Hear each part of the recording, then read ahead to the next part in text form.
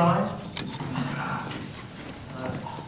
Pledge allegiance To the flag of the United States of America and to the republic for which it stands, one nation, under God, indivisible, with liberty and justice for all.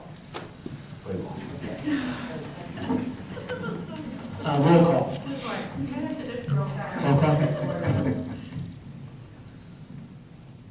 No, Joyce. Mayor Caucus. Here. Mr. Caucus. Here. Mrs. Pascal. Here. Mrs. Moore. Yes. Mr. Farrell. Here. Mr. Root. Here. Mr. Wood. Here. Mr. Bayshore. Here. And Ms. Richards ran somewhere. Okay, safety. Public notice of this meeting pursuant to the Open Public Meetings Act has been given to the clerk, by the clerk in the following manner.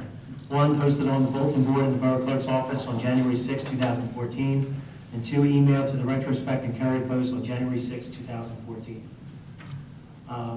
Obviously, this is our new format. It's just a discussion format. We do have a few action items. We can wait till Rich comes in for those. We can probably get started on some of this. Go ahead. Okay. Since Eleanor's not here, Rich is not here, but just let everybody know, we've already given a go-ahead to get another new car. Everyone remembers it was supposed to be done last year. It didn't get done, so the money, the financing was already there. All we did is move the money, and we should be fine. I'll wait for Rich, he can explain it better. What kind of car? That is true. Come on, Mr. Wright, sit right here. That's the next step up. He's done here, they got everything else. You know we're promised. Yeah, he's got the box. Okay, where we're at right now, is just so you know, Police car. the police car. What type of vehicle are we talking about? A Charger? Be another Charger exactly the same from the exact same vendor. And do we have a deadline on this one? February 6th. What? When is it? Proposal date is February 6th. Are we gonna hold them? Proposal for the delivery? Yes. Are they gonna hold, are we gonna hold them to it this time? Mr. Wright? I guess my question is, is there, what is the meeting is the third? When is the meeting? February 4th. Okay. So that's, how does it, I'm speaking of Paul. I mean, we can do action tonight, from what I Last, I understand. don't know, I mean, if I wanna- Do you advertise that we might take action at these meetings? Okay, yes. We're good to go then. Can we do a appropriation resolution on by title? Okay. So we have to put the funds. Put the funds in there. Funds in the. Certify the funds. I wasn't sure if we were doing it on Tuesday or tonight, but. Well, does it make it get done faster? Is that the goal? We'd have to put the funds in place, pass a resolution tonight, and then February 6th, delivery? Yes. No, actually, we have a gentleman's agreement. Guy says, look, we're stuck with this. We have this car. It's yours if you want it. Spoke to Rich. Agreement. Guy says February 6th. It was halfway equipped as it was. Light bars in the back. So he said, the only thing we have to do is put your light bar on, ladder it. Okay. Well, then, what's the first thing we have to do? Do we have to do an appropriation? Is that a resolution or is it an ordinance? That would be an emergency temporary appropriation. Okay. Why don't you tell me the appropriation? It's not like any hidden costs in this car, it's gonna be what it is what it is, it's all filled, it's all the way it's supposed to be, everything. We have a. We're not gonna have like, oh, and by the way, we have to No, add it's the this in. same exact as we did the last Get a copy car. of that Lettering, everything, e-ticket. The only thing that we're purchasing, well, the county gave us I guess she doesn't. the new radio system. Joyce, you don't have all that back. And we purchased a new radar unit for it. $32,492. Drug phone, we purchased a new computer. So we need to do that. And 32,000. $492. Emergency temporary appropriation for a patrol car in the amount of $32,492. Had the wrong game. 32,492. That's for the car. So the line items is going to be, Triton interlocal 16,246 and DMV interlocal 16,246. So that'll be the two line items that you inserted in the standard language for the emergency temporary appropriation. So just letting everybody know, we get money from DMV and from Triton. What we're saying is that part of those funds are going to pay this. And then we'll do a resolution authorizing the purchasing of So we get that money every year. Is that something that we can do hello, every Captain year when Daly. this How are you? comes due, that we don't have to continue to dip into everything else? We can actually say. That was the this is original money. plan when we did this many That's what we years paid for ago. last year. Yeah, we just I kind was of, a newbie, I we didn't. got out of our back a little bit. Where's it coming 2 from, years. DFA and where else? Try it, Right. half and half. Okay, thank you.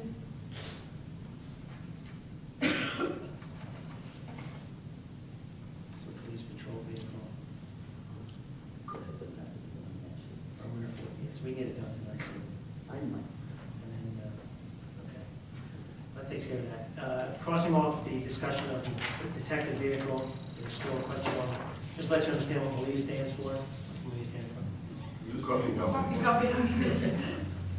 I thought Okay. it was really nice that they were doing it. From coffee they drink, is that how it works? So The coffee police, they the drink? money that they get, they can spend it if they get approval from the prosecutor's office.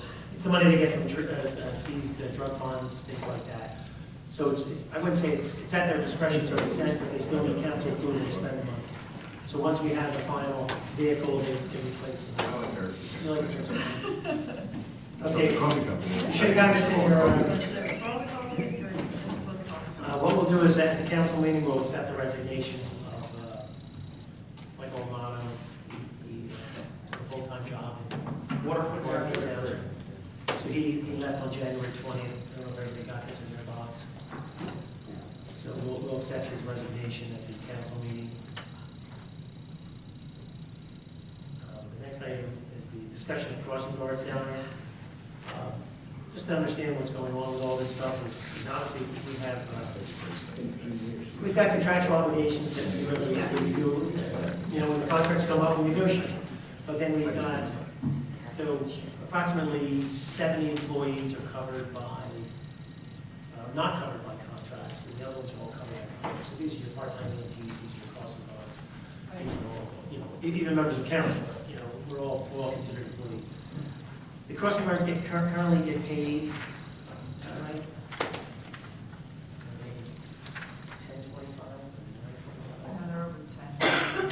They're around 25 now. No, Well, Mr. Wright's got it. I don't think they're 11. Well, the idea, just to make it clear, is that understand that there's an arbitration cap at 2%, understand that there's a cap on our appropriation side and a cap on our expenditure side, which if you went to that wonderful building meeting, they spent 4 hours discussing both sides. And so the idea here is that, we're using less gross crossing guards than we were in the past. It's a fact. And I think the police does a pretty good job with putting them where they're supposed to be. I think we need to evaluate it every year. But the idea is basically a 2% raise, which would be about a quarter. Okay, well, that's not their only complaint. Let me just put it on the record. If we're a crossing guard. I can finish. I do have the next part. Okay, go ahead. Okay, so in the finance committee, on the notes that I had, one of the things that was talked about was the crossing guards at one point had sent a proposal to council through their representative from the police department. And what they wanted was the amount of longevity. And how long ago was that? That was 2 years ago. And it amounted to longevity. And I know, longevity is not something that the borough has completely gone away from longevity. I lived 28 years and never had. Yeah, so we still have a few borough employees that, if you would look at their payroll, you would see that they do get a longevity stipend put into their pay. What the crossing guards had argued was some of them are very loyal, they've been there for a very long period of time, and that they should be treated differently.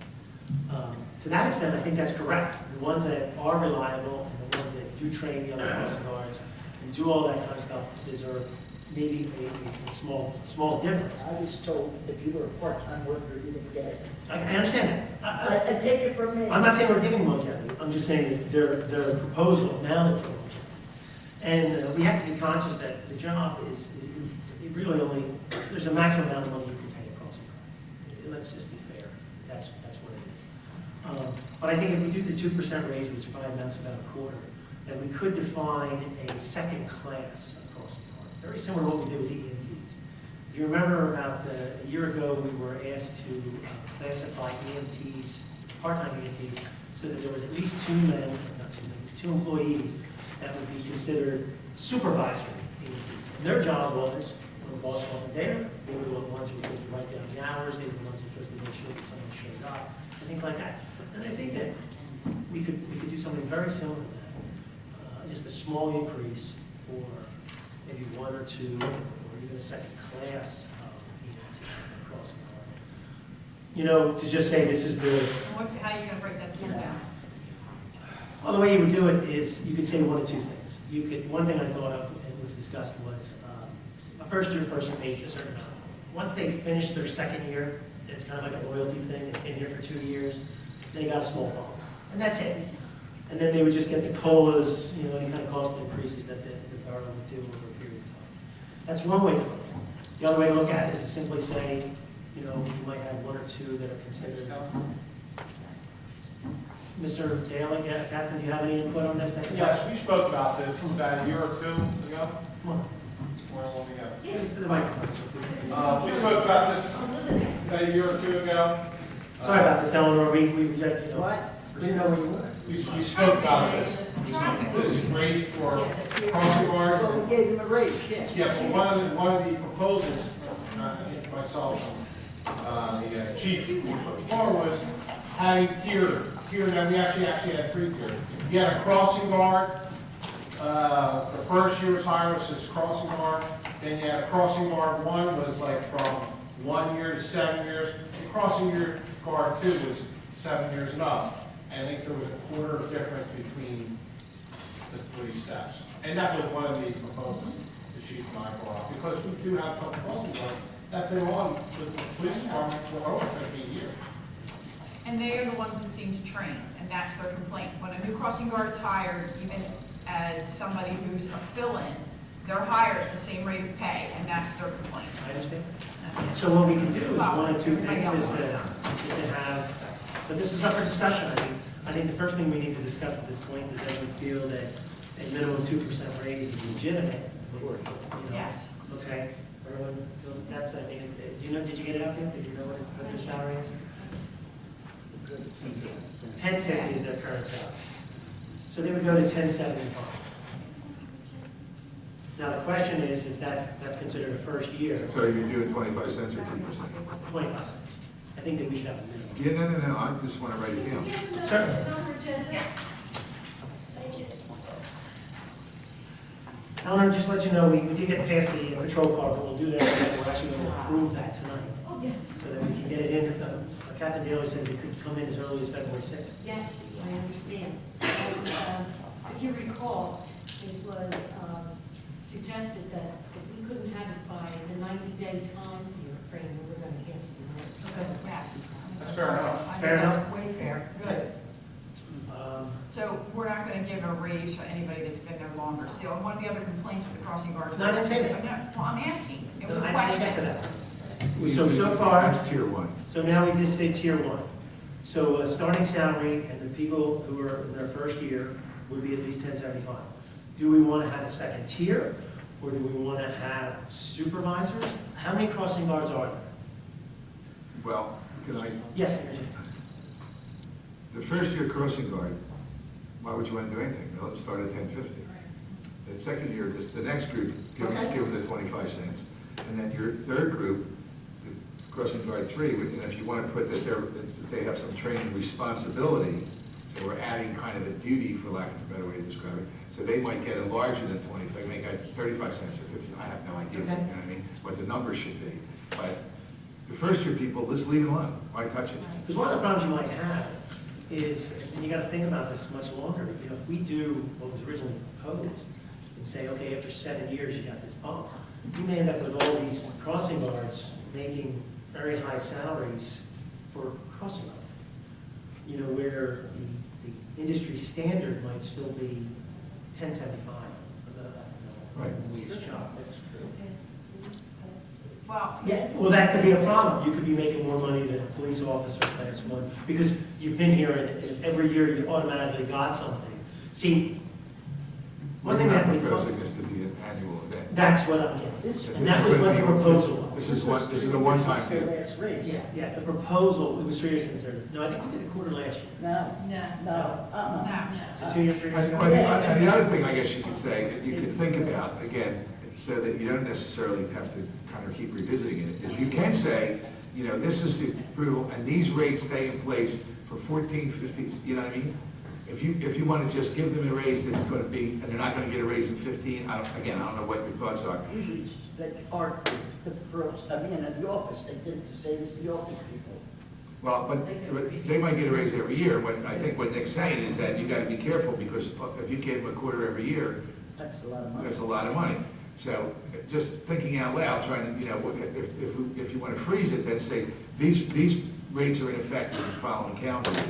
And then let's say we did 14, 15, 16, and then to be revisited in 17, and then you at least not having to do the dance next year, or whatever. Yeah, by that time, we're Just, going to be. again, thinking out loud, not lobbying.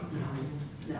But do you see the argument, you know, if you gave somebody a quarter every year, you might have a crossing guard rate, how many, Yeah, I don't even think, honestly, they're looking for a raise every year. Because I don't think they expect a raise every year, because they, I don't think so either. I don't- That wasn't the case in the past. no, and I think they were happy when they got the first one. Remember Joyce? But the first, original proposal actually had, when you're talking, you know, it went, Yes. next you know, if someone had been here for 20 years, if you multiply it out, all of a sudden they were a $20 an hour crossing guard. And you're like, oh, really, it's the same All job. right, so what's on the table? Well, right now, it's $10.50 for new hires, Okay. Yeah, 1 year. $10.75 for those who have 1 year experience, 1 to 7. and then 1 to 7 1 to years. 7. 1 to 7. Yeah. Well, that's what, well, I'm just. 37 years. We'll revisit it in 7 years. And then 7, and then 1 And 7 and greater, On 7 and greater. 7 years service. And they 7 and get greater, you give an extra 25. 50 cents? Yes. Okay, they get 25. 7 and. Well, no, that would be an extra 75 cents. No, They're $11. they're already at 10.50 now, so Yeah, you're gonna get 50 that cents 50 takes cents it to would be 11 $11. bucks. Okay, you guys are better. You're giving them 50 off the first raise, you're doubling it there a little bit. All right, it's your What money, tier you is just pay your that? money. That's tier. We just made it up. You got crossing guard, which is the rookie 1 year person. She said 10. Tier 1, which is 1 to And 7 substitutes. years. 1 year and More than substitutes. one. Yes. Over, They have to go. tier 1 is 10.75, that's the 2 to 7 year person. They get, there are 2 Not- to 7. 2 to 7. 7 years. And then over 7 years is tier 2. Wait a minute, 1 to 7 or 2 to 7? Well, 2 to 7. after the first year, you're in your second year, 2 to so you- 7. right? So the rookie gets It's not. 10.50, the 2 to 7 gets 10.75, and I'm over trying to that is say- 11. 7 plus is 11. And then it's just a matter of whether you. Now we have to establish how long they work. We Say haven't again? gotten there yet. What is the Do you time think frame? We haven't gotten there yet. Do you think a sub should be? 1 year. first? We haven't gotten there yet. We haven't gotten there yet. How How do we long are we define going it? to break? Are we going to say this is good until the next 4 years and then we'll? No, what Joyce is asking is, how do we define a year? Are we defining a year that if you get hired in Completion. March, and you get to the end of the calendar year, are you now in your second year, or are we going to What count? happens if you're hired in April? That's what you asked the question. So that's something we need, how do we define First complete year, first, first calendar year. at the end of, well, They're going to say the end of the school year. all right, Anniversary date. anniversary date would mean they would work 12, over a period of 12 months, even though I know they don't work in the summer. And then that would start their second year, which would answer your Okay. So question. it's on the anniversry date. Yes. Right. So let me just bring something else in. There is a question about subs. I did talk to the chief of police for an issue, and he was brought up about subs. And the issue was that he had somebody he was counting on as a sub, and that person wasn't available. And they kept getting called. So I ended up getting a call, saying, why am I keep getting called? Well, we need to make sure that our list is correct. We need to go back to our police department, make sure, So the police department gives you the list. we need to get a new list from them. They did in January. I need you to ask them to get a new list. Another one. Once again, I'm asking if the clerk gets, I'm not clear. Who makes the calls? We did the police department. Police department does. Police department needs to correct their list of. Excuse me, our list is. Yes. Yes. Absolutely. They're going by the list that we approved at reorg. And I'm under the impression that we appointed a few personnel that should not have been reappointed. But they gave you the list. I understand that. I don't care at this point. Let's not go back. Let's, And are you paying the fill-ins just, I mean, In my opinion, they're like a first year person. they're first year, They should. so it sucks. Some get 10, then some get 10.50. Well, the police always get paid the full rate. I know, but I'm saying, I see an awful lot of the So, officers doing it. at first year, and once again, Mr. Wright is correct, this should be done in committee. This is not being done in committee because we have to get things done. So, first year in subs, 1050. After the first year, so those who've already completed this year, 1075 for the first to 7 years. 7 years in years, $11. Is that what's on the table? Yes. Yes. Okay. We'll type something up and go out if everybody's okay. How long are we gonna keep Like this here, in? 3 years. How We long? need to really clarify. You don't have to, so this is It says effective, 1 to 7. this is effective upon passage? Message. Okay. Because what you're doing is, you're already, by doing 1 to 7, you're grabbing actual people. And then some of that 1 to 7 is going to bump up next year, some of them don't. Yeah, and if- Why, what do you think? I'm saying like, I think you need to make it clear that this is a raise that's going to be in place until this date. Like, we're keeping these rates effective until, otherwise I think it's going to be something that they're going to want to revisit every year. So that's why I think that you need to say, these rates are in effect until 16, and then we'll revisit it at that time. Because if you don't, they're going to say, this is a yearly thing, we should be getting this every Yeah, year. and 16, 17. But see what you're doing, you're making, in my opinion, you're making a de facto contract. And one thing that the council likes to do is not put ourselves in corners. You know, one of the things we can say right now is, the reason we're able to give a raise right now is we feel pretty confident that our, you know, we're a little leaner, we're a little more efficient, and we feel pretty good. You know, remember, the reason that a lot of municipalities got in a lot of trouble is they had contracts that they were married to, and they couldn't, even though they lost $800,000 in state aid, they still had to give everybody raises. I mean, think about it. You know, they had to give everybody raises, even though, and so imagine this, they were laying people off as they were giving people raises. Is that correct, Glenn? So what you thought? I just don't know what kind, I don't know what kind of pressure you get from that group of employees on an annualized basis to, I mean, you could pass this and make sure that they understand that this isn't intended to be, that the council has no intention of looking at this issue in the near, again, in the near To future. the 17. We evaluate. Well, just, don't even just say, and just leave it alone and see what happens. I'd rather you not have to be in a position where they think they're gonna get one, and then you're gonna say, well, no, because that's not what we were talking about, and I'll play devil's advocate, and I'm their lawyer now, and I'm gonna say, well, if that's what you intended, why didn't you put it in your resolution? That's all. I mean, I'm just trying to look at, how are they gonna look at it? So, I think if it's communicated to them, even if we don't put it in the document, that, council did this because, Well, I think council has the right to revisit this, in my opinion, yearly. you do, the right, as opposed to they coming to you and say, well, you gave us a raise last year, what's our raise for this year? Okay, that, it's, Yeah. that's, you really don't, because then you might have to say no. And you'd rather not be in a position to say no. So if you convey to them that this is, this is not an annualized event. And when, sometime in the future, council may revisit it, but it's certainly So not. this would have to be, next this would be year. a change of an ordinance. Right. So understand this would be an ordinance, correct, Rich? This would be an ordinance.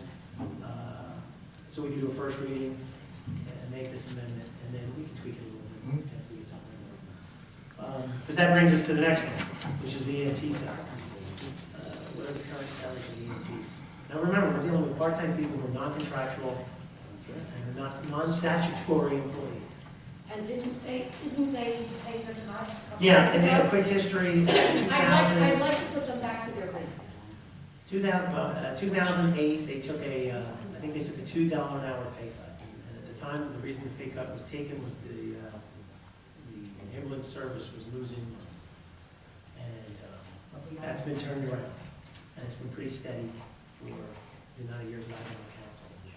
And, we've replaced 2 ambulances, and I think that they're doing a good job.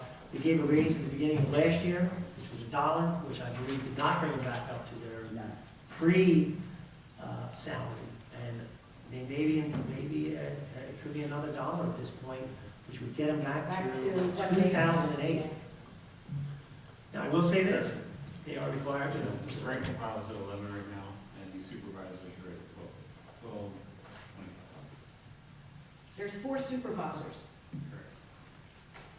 $11 and $12.21. There's 4 supervisors. And how many EMTs? Approximately 20, 25, does that sound right? Okay. And they're hourly.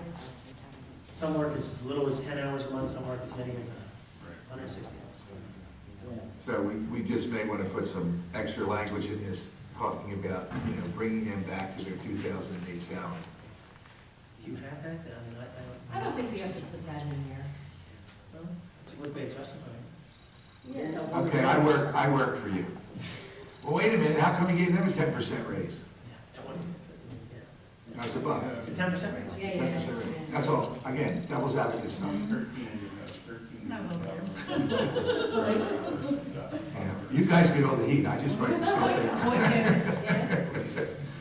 Yeah, and just to clarify, Mr. Wright, he brought it was 14,000 hours that this person had worked. So $1 raise is $14,000.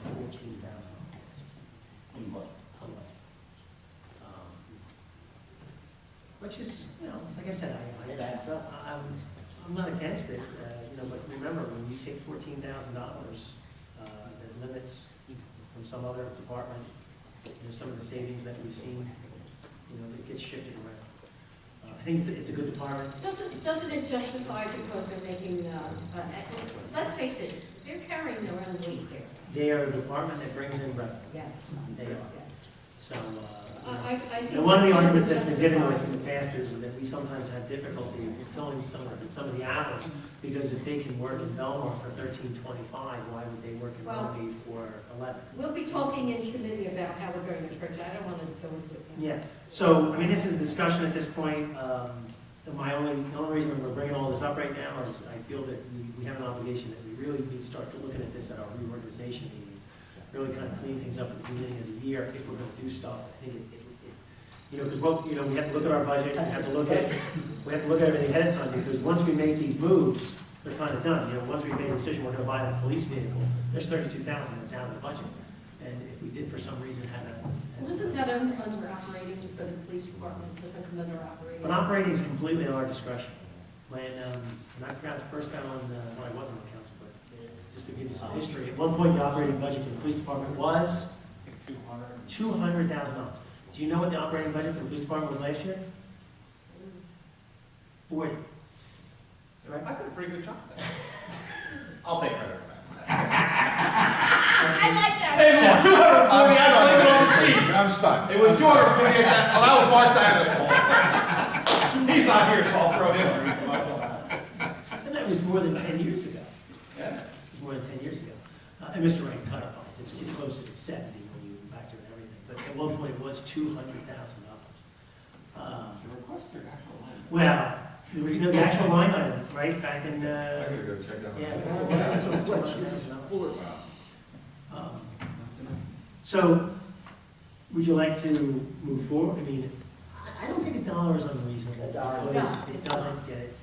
And they're going to understand, this is making commitments that are going to be, is going to affect the budget. So as long as we realize this is the commitment that the borough is making to provide this service. I think it's justified, and I think we should do it. It's the right thing to do.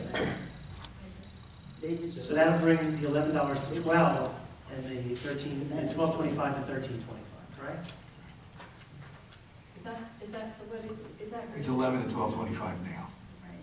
11 11, and 12.25 for the supervisor. 12.25. The supervisor's going to go up to 12 They'll go to and 13. 13.25. 13.25.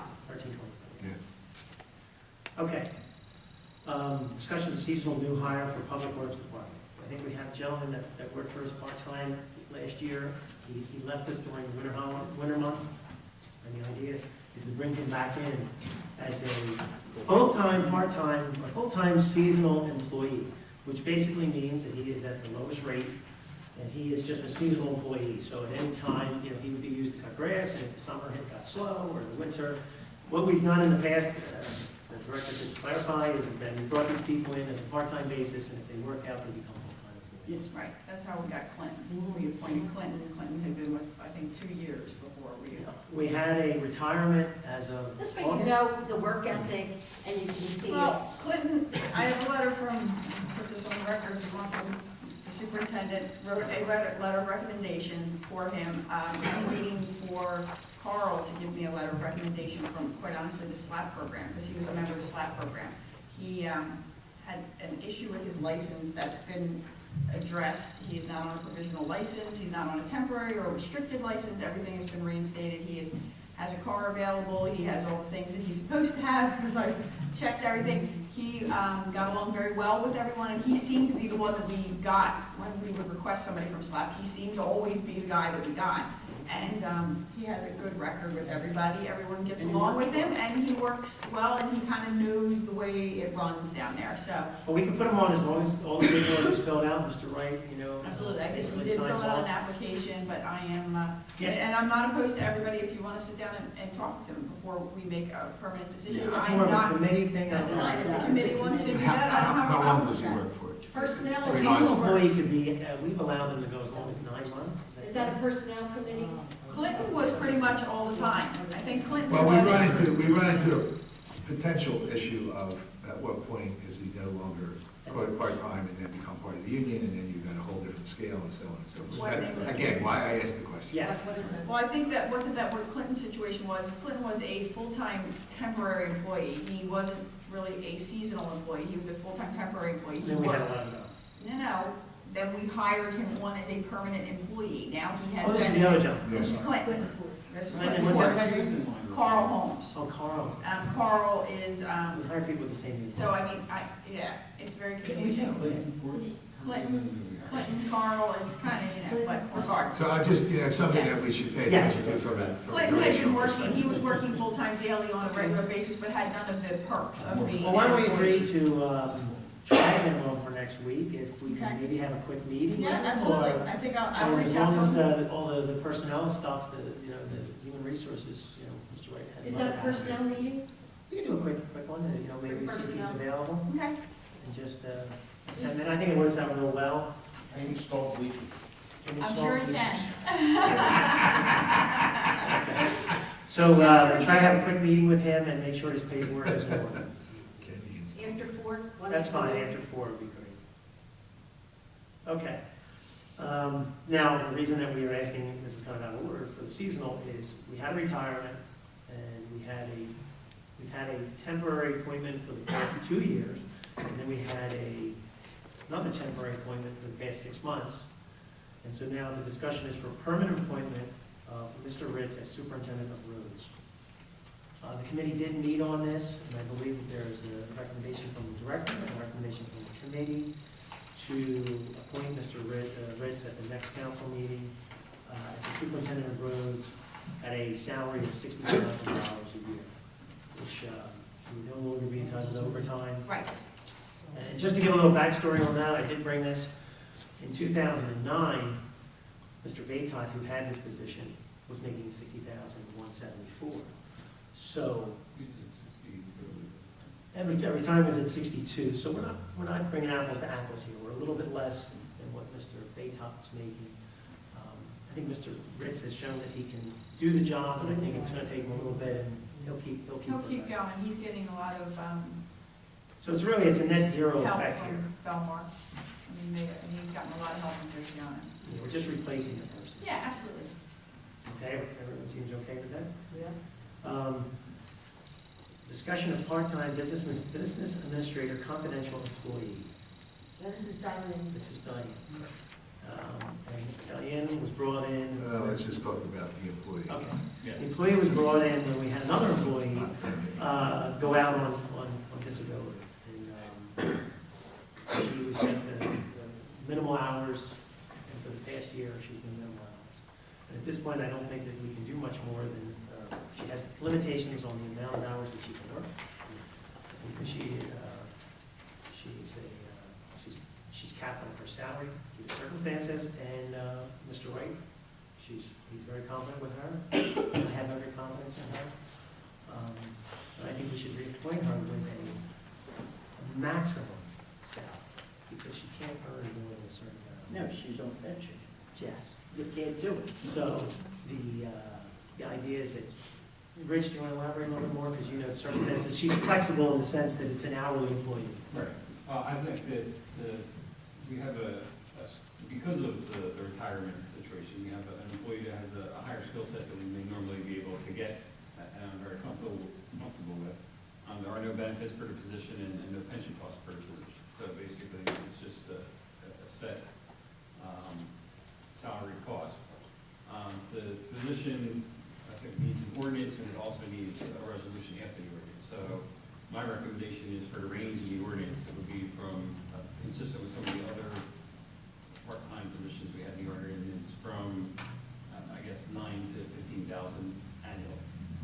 And that would be the ordinance creating the title, because we have to create the title, which would be confidential secretary. Okay, because the borough's never had this before, so we need an ordinance, confidential. Well, he never had one, Yeah. because nobody ever had There one. wasn't There was an administrator Okay, before. that's an important name because it's outside. Yes, this is separate. It's confidential, so it's because it's a management secretary who has Is it information that you would not want to have distributed to other Is it employees hourly? because the management supervises the employees, so they become confidential. Hourly, yes, it would be hourly. Still That has means that. 9 to 15, Outside. 9 to 15. So, but in the ordinance, we're gonna structure just the range of gross, so to speak, we're not gonna talk about, okay, and then in the resolution, we'll talk about the particulars. Correct. Okay.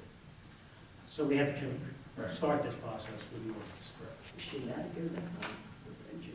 We have a couple employees that have this But issue. she wouldn't, the position won't be maxed out, Mayor, because we also I don't will, want her getting in trouble with. no, we understand that. And the appointment resolution Yes. would also include a limit on the hours per week. Yes. So, because she does work. So, Yeah, I know. okay. Yeah, so it would be a maximum amount of hours, and a limit on that. So we'll do that as first read. And then, now we get to the second issue, discussion of reappointment of the CFO, treasurer, and his salary. Committee has talked about this too. Most of you got notes. This is just And so, the position is? the, well, I Can can, we leave the room or something? no, he doesn't So we leave can it. It's talk a about public it? meeting. So we can talk Here's the about thing, normally this stuff would be done in closed session. But the Borough of Runnemede, in its wisdom, does not want to do things in closed session. So we do it in open session. And if we did it in closed Thank you for session, your transparency. yes, we would have to rice these people, which meant that they didn't be allowed to sit in the room and watch us discuss them. So, what's the difference? Chairman Warren. Terrible.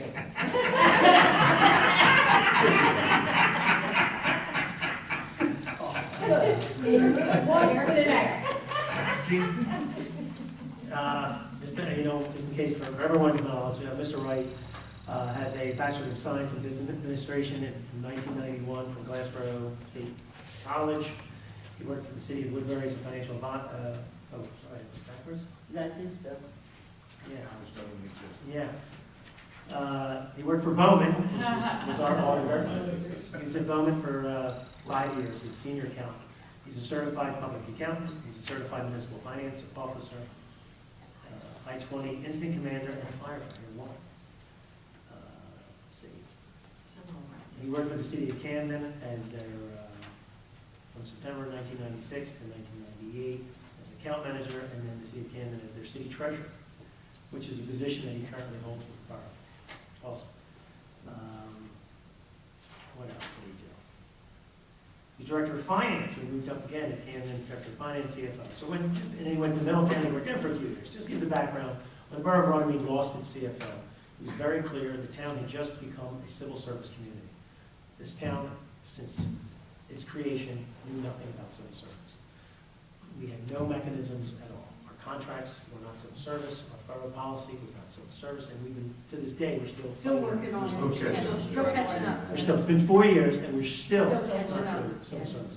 So it took 4 months to find Mr. Wright. We interviewed several people, and he was the best candidate. Mr. Wright was the previous CFO, just to give you much backstory. She was working at $65,000 a year, but all she did was the bookkeeping, and she was excellent at She bookkeeping. did a good job. But the council at the time did not make any effort to keep her on. She was given an offer at Gloucester Township, and I would have said. it was a nice offer, and then the borough at the time that did not want to counter it. It was, I don't know if that was the right wisdom, but in one sense, we got Mr. Wright. Because what happened is after she left, we knew that we needed more of an administrator person to do the job, and a CFO at the same time, and a treasurer. So we had to create an ordinance first, because we didn't have an ordinance. So Mr. Kennedy created the ordinance. And then we met Mr. Wright and negotiated, in my opinion, an excellent contract with him. He was the first. You hired me and then you created your own. Yeah, I think we might have done that. Eh, Mr. Wright took a almost $35,000 pay cut to come to Borough. But Did he leave the job he was on? or- he left the job, came here, and he moved much closer to us, and he realized that we were a new, smaller community. I mean, a budget of $7 million versus a budget of $70 million versus a budget in the city of Camden of $150 million. So Runnemede, $7 million is much smaller than the city of Camden. Oh, he didn't leave Camden to come here? No. Yeah. So we negotiated with him. He was the first borough employee to pay a health benefit, because we at the time were negotiating with all our employees, and we wanted them to pay 1.5%. Which the state had negotiated with the CWA, and we felt that the borough of Runnemede was going to win. I know this is a little lengthy.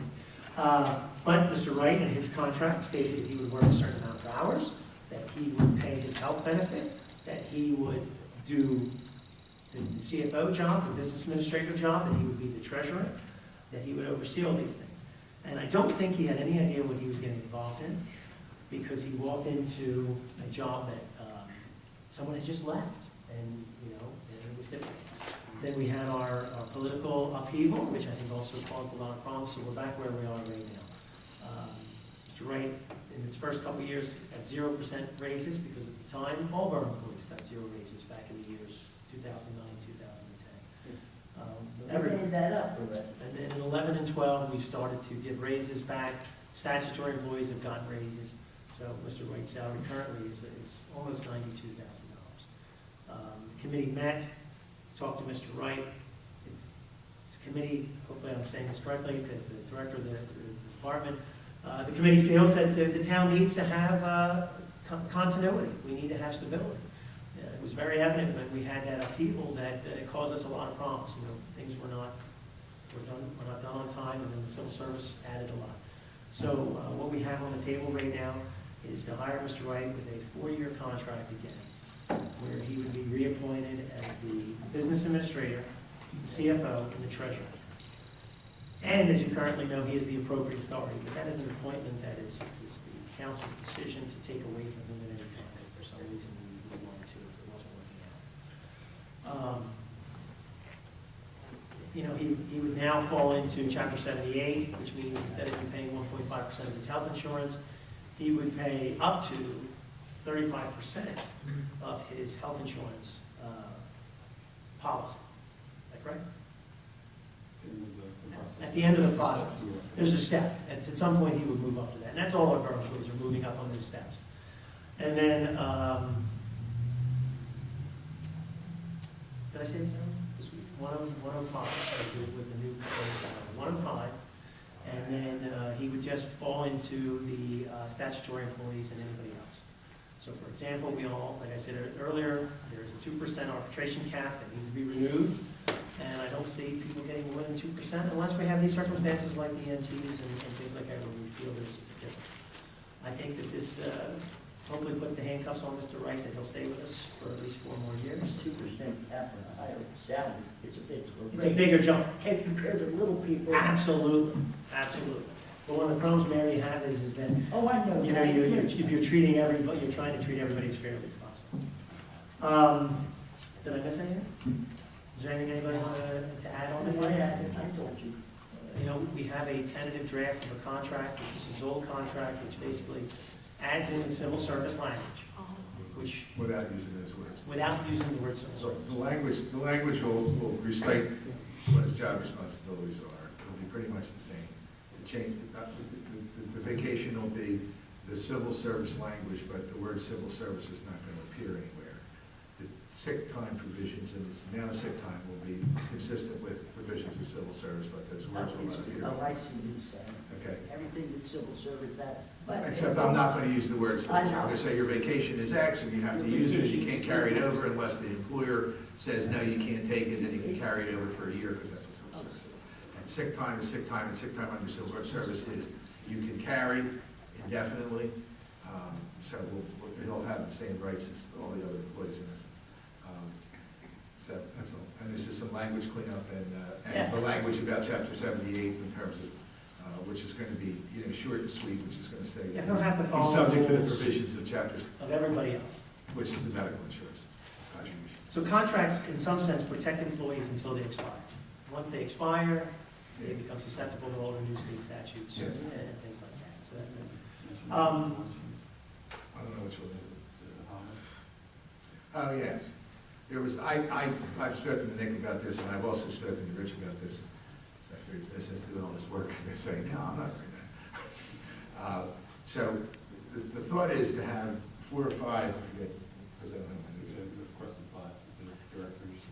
5, in essence, floating holidays, where he might work on a day that would otherwise be a holiday, and then he could take that another day somewhere in the year as that holiday, but he could only do that with the director's approval. He would like that. Just to let you understand, it's very similar to our police department, our fire department.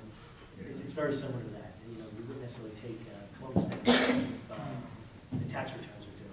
They're not doing Columbus Day. Well, Martin Luther King Day would be It's a a classic example, example. because Yes. he's got to do what he's got to do Yeah. for being here. You have to have your work done. Right. Yes. So that would be in addition to what's in his current contract, but the right to have that in consultation with the director, with the director's approval, obviously in advance, both ways. I'm going to work on Martin Luther King Day, and I'd like to take off, February 23rd kind of thing. And just once again, for the audience and for the people of this town, it may seem like we're being generous, and we are being generous, but the Borough of Runnemede has taken close to $700,000 cut in its revenue in the past, since I've been on council, 5.5 years. And we have not laid off a single employee. We have not reduced, since I've been here, reduced anybody's salary. If anything, we've added people, we've added more services. And the reason we were able to do that is through attrition. Those who retire, the employees of this borough have stepped up and worked more to get things done. The shared service agreements that we've gone in with our neighbors and with other things that we've done even within our own departments, as we worked within our own department, have saved the borough hundreds of thousands of dollars. Things that we were not doing properly, we're doing properly. We still have a long way to go. We still make mistakes. We still don't do everything perfectly. But I think we're doing a pretty good job. We're providing our municipal services. Out of our neighbors, I looked it up, we're the only people who provide municipal services lower per resident is Magnolia than us, and it's only about $75. If you go to our other neighbors and you look up what their municipal tax is, tax rate and to their people, we're a little cheaper than everybody else. And I think that Runnemede was, at the beginning of this, we made the changes early compared to everybody else.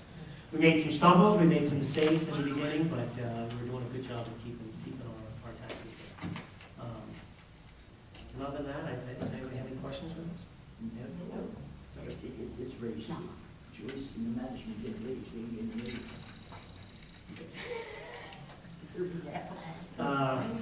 Discussion of drive-through outdoor dining and towing ordinances. The drive-through and outdoor dining ordinance, just to give everybody follow, Mr. Bach had said that he was going to do this for us through the engineering and through council. The problem is that the employee that he had doing it, she was on maternity leave, she didn't come back. She actually took a little bit more time. Mr. Bach was, gracious to give her more time. And she was the one, am I saying this right, Mr. Bayshore? Is it later? Yes, it's there. And she didn't come back, is that correct? Well, She requested a little more time. yes. And so he apologized and felt that she was the right person to do this for us because she is who represented his company in front of the planning board. She knows the town. She spent a full year here working on this for us.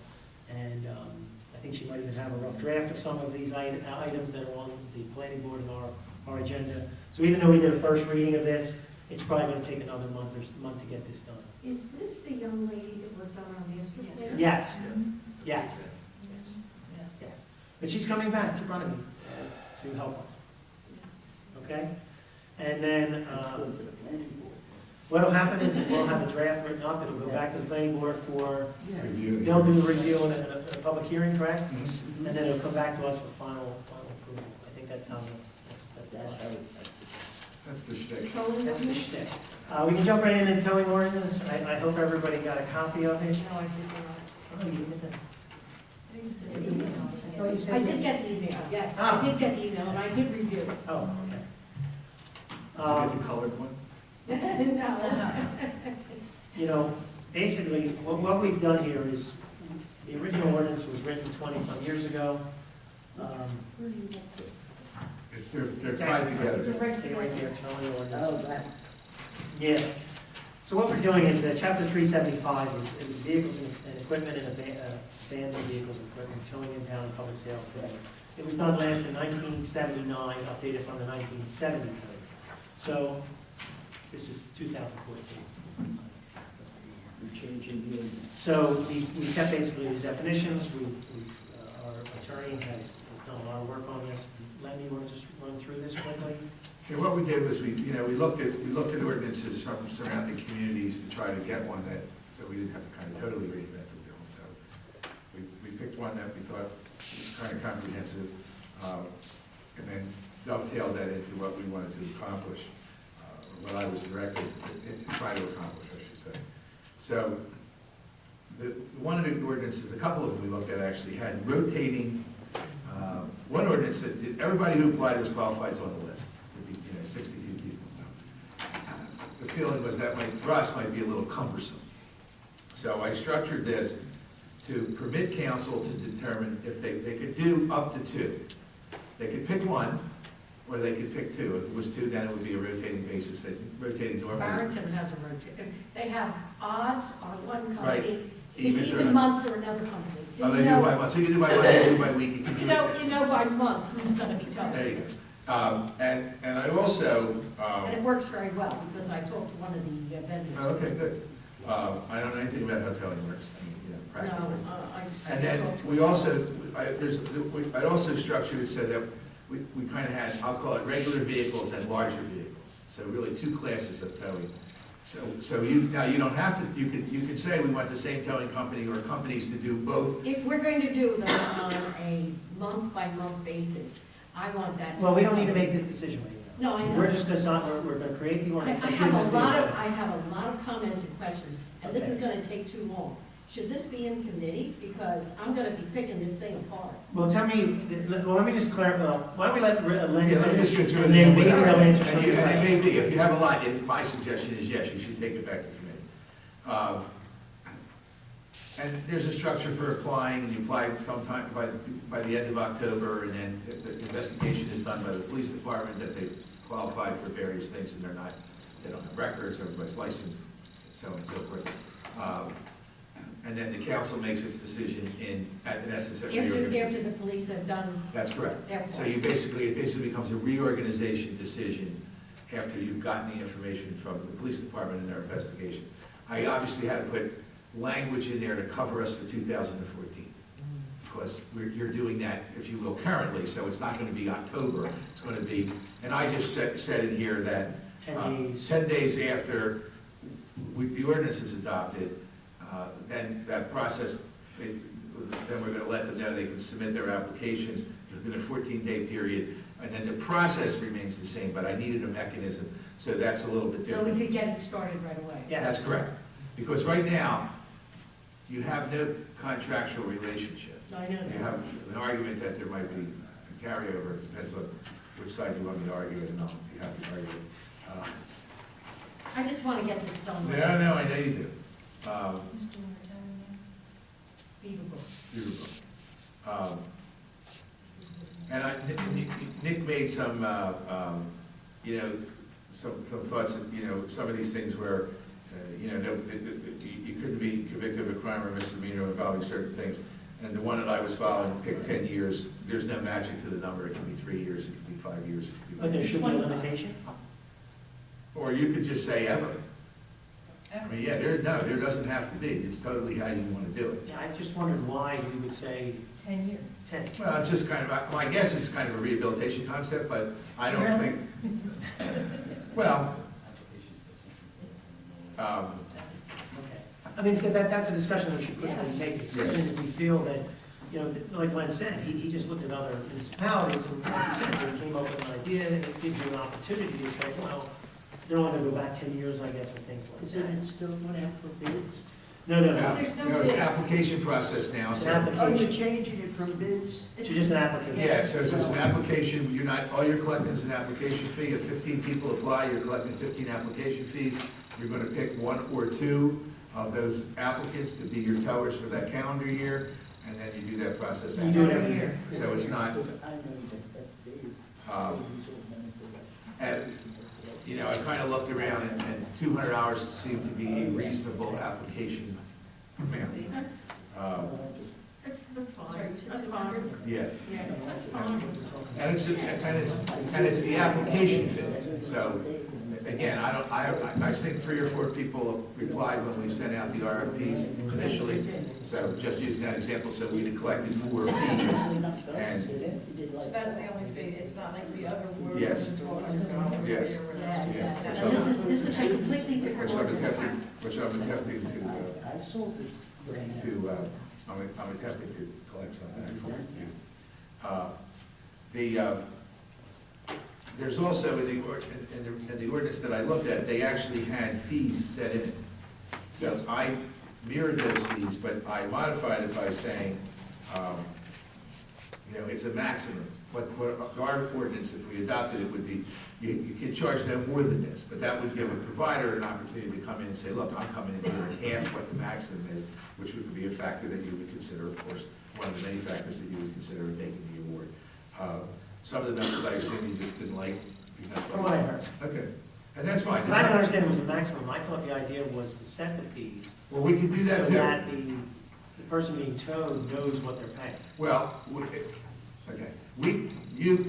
I always do that, That's so you fine. apologize. I apologize, probably in the beginning, I always say we. We can set the fees, okay? And that's that's it. Or we can set the maximums, and then as part of the process, have them tell us what the fees are gonna be, so that that information is available, so that the public does in fact know one way or the other. However, the council is more comfortable. We can set them and done, and then we'll just take out the word, How did when we, the municipality we copied from us, they set the fees. they set the fees? Maximum. I like You thought maximum was Well, ours. what I was attempting what I was trying was, I wanted to give you some opportunities so that there were differentials that would help you do an evaluation should you have 8 people apply. Okay, You gives you somehow another have- mechanism. Have to try to get it down to 2. Okay. So, and that, again, my idea, no big deal, I have, you know, thick skin, don't worry.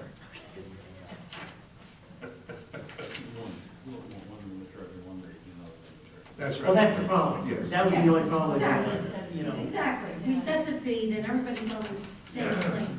Yeah, and the other, you know, the one I was looking at actually said that the storage yard had to be such dimensions, and we didn't think that that was necessarily reasonable for us. This was a much bigger community, the one that I was looking at. So we just said, you know, an appropriate size, the storage facility had to be an appropriate size to handle the vehicles that would be towed. Yeah, I noticed that there were other requirements in this new ordinance, is that the fenced-in area has to be quite secure for these vehicles. Did you read that? It has to be a very secure area.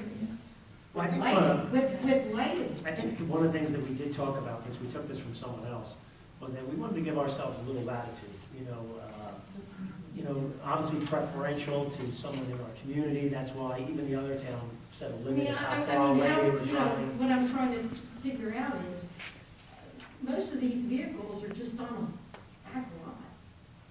There's no lighting, and some of them aren't fenced in, so. Well, I think that, look, I'm just saying. Yeah, you know, they're all issues that Yeah. you need to collectively look at and decide, is that something you want to keep, or is that something you want to eliminate? Well, I'd like to keep that. see, it says right here, That's minimum, fine. it says, all operators of the rotating list and all records utilized shall comply and conform to the following standards and procedures. Minimum standards at the discretion of council, so the council can waive these requirements. Right. So Need if it's more not, if ambiguity, it's not need. secure and it's not lit and something happens to the vehicle, who's responsible? The tower. The towing company.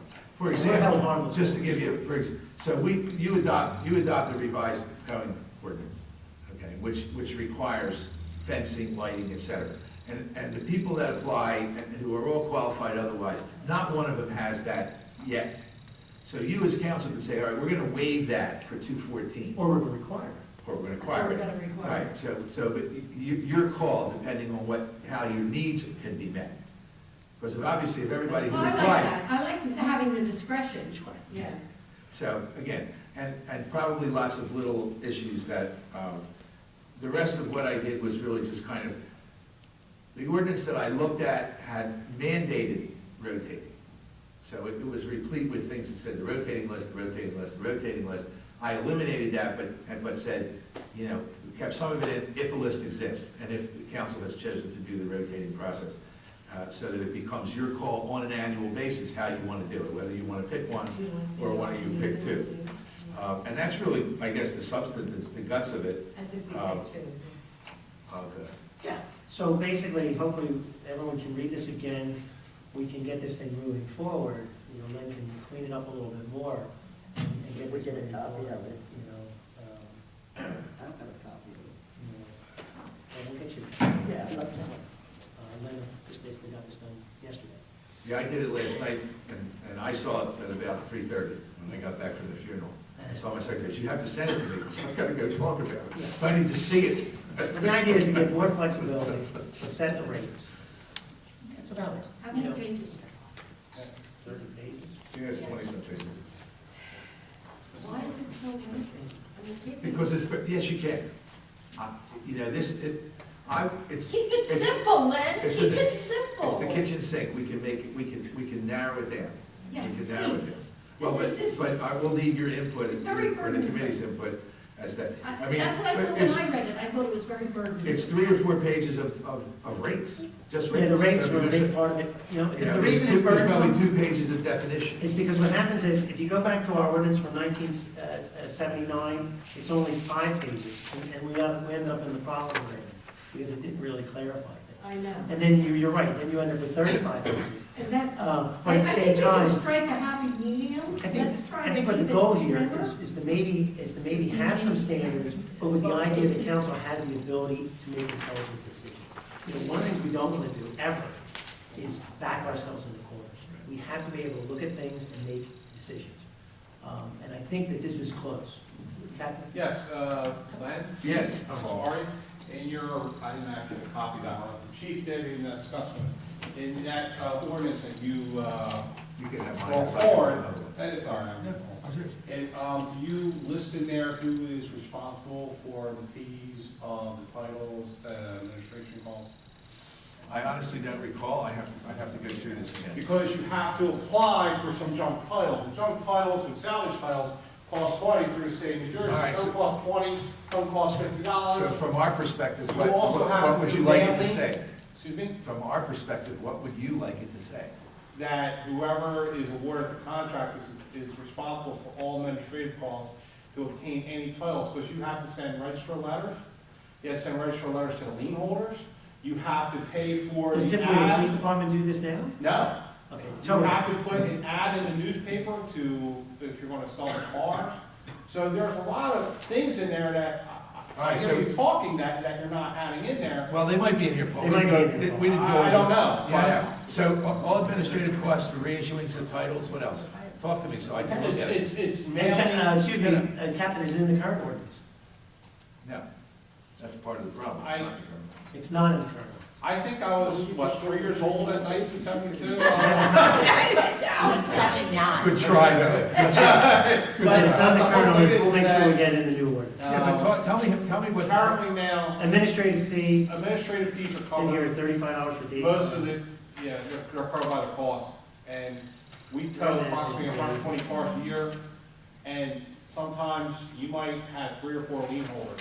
You have to send out register mail. Number Who does that? 13, Who does that? number Tower? 13, Linda, Yes, is tower and all administrative that. fees. But that's cost Yeah, you but number have to 13 figure where? out. So when the company takes over, the company understands that when they take this over, that you are responsible for the cost of, because they get the car in lieu of the cost. Now, let's say if they have a car that we tow in, and it sits there for 120 days, I'm just throwing out round numbers, and it's $15 a day, then if they go to sell that car, they auction off that car, they look to get that money back, because now they have a title in hand. So whoever wants to buy that car must pay them. So, well, you know, right now is that the auction, barely anybody shows up, if they do, and then a lot of cars are junk and they sell them for scrap. But there's fees and costs in that I don't know what it says, but I think that the merchant should know that they should be responsible for all these fees before that. Pending the sale of the car to another person. Well, there is a section here about called complaints procedures, and it talks about some of that, but I can make it much more I specific. suggest, because Okay. that's gonna be that could be a sticking point, because if you look at 120 cars, you could look at maybe $150 a car, just to get everything squared away, $150. So you're looking at extra $3,000. Yeah, Lynn, it's actually under complaints and procedures. It's kind of covered, but I'll make it more specific. All administration fees and costs. You know, I get you, I got it. Under complaints and procedures. That's where it'll go. I'll fine tune that to answer Paul's concerns. Any more questions on that? Okay. Only the straw. Come on. Okay, so that takes care of that. That's fine. Discussion of deputy registrar payroll clerk shared service agreement with Barrington. Mr. Wright?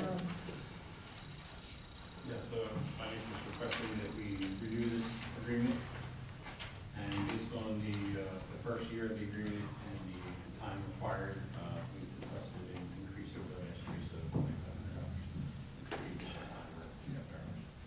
Compared to 60,000, that's a big saving. Yes. Yes. We were paying 10 last year. Yes. Barrington is asking for 12,500, but that's what was negotiated. But the payroll clerk before is And- making 60,000. Exactly. The payroll clerk is coming over doing our payroll for 12,500. I'm not going to say it's apples to apples. It's not quite apples, but it's It's No, definitely but a it's- savings and. It's It's a getting, big it's getting the savings. main looking to stuff expand done. staff, too. Big savings. Full-time employee there. Correct. yeah. Okay, so that, we can put that on as an action item for the council. Okay. 2,500, did you say? Was that? And 12,500. 12,000. So that'll be our agreement with Barrington. Well, but it's 10 now, It's 10 now. so, yes, the answer to 2,500, your question is 2,500. yes, 2,500 more. The discussion of appointment of Keith Knight as fire inspector, former inspector, is resigning. Wasn't he the fire inspector one year ago? Yes, he is a certified fire inspector. Now, this is for code enforcement side. Okay. So under code enforcement, you have building, fire, electric, elevator, things like that. We're required to do that. The money comes from the fees collected by construction. So currently, the gentleman who's doing it for us right now does 10 towns. And he gets 3,000 from Runnemede, and I don't know what he gets from the other towns, but he's getting ready to retire. So we're required to have somebody. You're going to pay him. Mr. Mecca, you know, is our construction code official, and he has basically thought that this would be something that Keith could do. He's here during the week. Mr. Knight is willing to take the $3,000 to do the job, but he would request that it wouldn't be a separate stipend. Typically what we do is we give people stipends for things. But because he's an hourly employee, his request is to kind of build it into his hourly employment instead of just giving him $3,000. And now this could work two ways. If he does a lot, he can make more than the $3,000. If he does less, he can make less than $3,000. The problem is that he's an hourly employee right now. Currently, he makes $20 an hour for us. And how many hours does he work? Can he He presently can, time? he can work up, and this is the other thing, he can work up to 30 hours a week.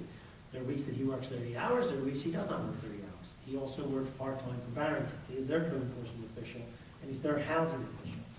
And if you recall, for the first 3 months of the year, he spends a lot more time in Barrington because they do all their housing inspections at the beginning of the year. And we've allowed that because that's why he wanted to be a floating person. He has requested that instead of him taking on this other responsibility for the stipend, that he would go to $25 an hour, and that extra $5 an hour would be charged basically to the construction department for that service. But he's still limited to 30 hours. But he's still limited. So you have some control there. There's control. There's some control. We can evaluate it, we can look at it. I mean, Rich, I don't know, it has the potential to cost us more than the $3,000. Yeah.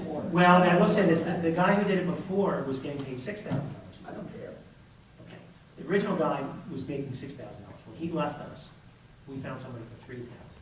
I'm not saying this guy is leaving us for $3,000. Mr. Mecca says that $3,000 is somewhat reasonable to pay for this service. But one of the problems you have is, 600 hours. Right. For you to get paid, he has to work 601 hour. I think. 600, that's more than 10 hours a week. That's right. Yeah, but that's all free. yeah. If he doesn't come in for a single inspection in Runnemede for the year, we're going to give him $3,000. So he would be making more than 3,000 more. Yeah, so, it's, Indexing all of it. I guess he's gonna lose. that's the problem. Right. Well, that's what. That's the problem. If we index all the hours, it could make me a much larger amount. What did he work in 13? 1,400 hours. And did he work the whole year? Not at those hours, no, not at that 35, No. Well, I was looking at hours, not. yeah. No. Yeah, it's a Works little a more lot of hours. it's a Well, little he more does, but he complicated. wasn't doing it, hadn't put him in, You know, it's tough to give people stipends, because when are you wearing what hat? You know, if you know, right now, for example, if you call for an inspection in the Borough of Runnemede, the state statute says that you can make somebody wait up to 3 days to come out for an inspection. And that's what happens here. You know, if someone, He works 3 days a week. no, you're missing, my point though, is the guy we have now, he works 10 other towns. So if you call for a fire inspection, Oh. June would say, well, our inspector only comes in on Thursdays. You know, you make it Thursday. So there is a little bit of weight, don't get me wrong, it's not a lot of work that's going on with the fire, but, you know, I think he does a good job. I think he does a lot of things for us. I think it is, it's tough because, you know, once again, we're going down the road of paying part-time people, you understand. This is what's happening in small communities. You're paying part-time people, you're not giving them benefits, you're not paying pension bills, you know, they're not part of some collective bargaining agreement. You know, you can give somebody, you know, we have people who've worked in this borough for 10 years who've not gotten a single raise in 10 years. And, because they're not protected by anything. So, it's tough. I mean, we have not given just to give an example, we have not given any employees in our construction department a raise since I've been on council. So for at least 6 years, there's not been a single raise. Now, you may argue, you know, they're not doing as much, or I don't know, but, you know, there's people who have not gotten a single raise in 6 years. There's people who have not gotten a raise in 10 years. I don't know. I mean, I leave this up, that this was not discussed in committee. This was kind of thrown on us at last minute. The gentleman who is doing the work right now has decided that he will not leave until we find somebody. But, Can we get another $3,000 person? possibly, Why don't we try that? we can. We can look at that. That's, you know, I mean, think that- what I'm trying to say is, I think for the amount of work that this fire inspector does, which is very little, really, I can't see paying $25 an hour. well, let's ask this. Mr. Wright, you said that he worked 1,400 hours. I don't think it's justified. A $5 Whatever an you hour have, raise, if Mr. just to do minimum amount. But let's, how about this? I agree with you that it makes no sense to maybe have to spend more money. If he worked $1,400 last year, and the stipend we gave this other gentleman was $3,000. Basically, $3,000 divided by 1,400 potential hours that he would work is $2.50 an hour. $7,000 if he works 14. If he works at 1,400, 1,400?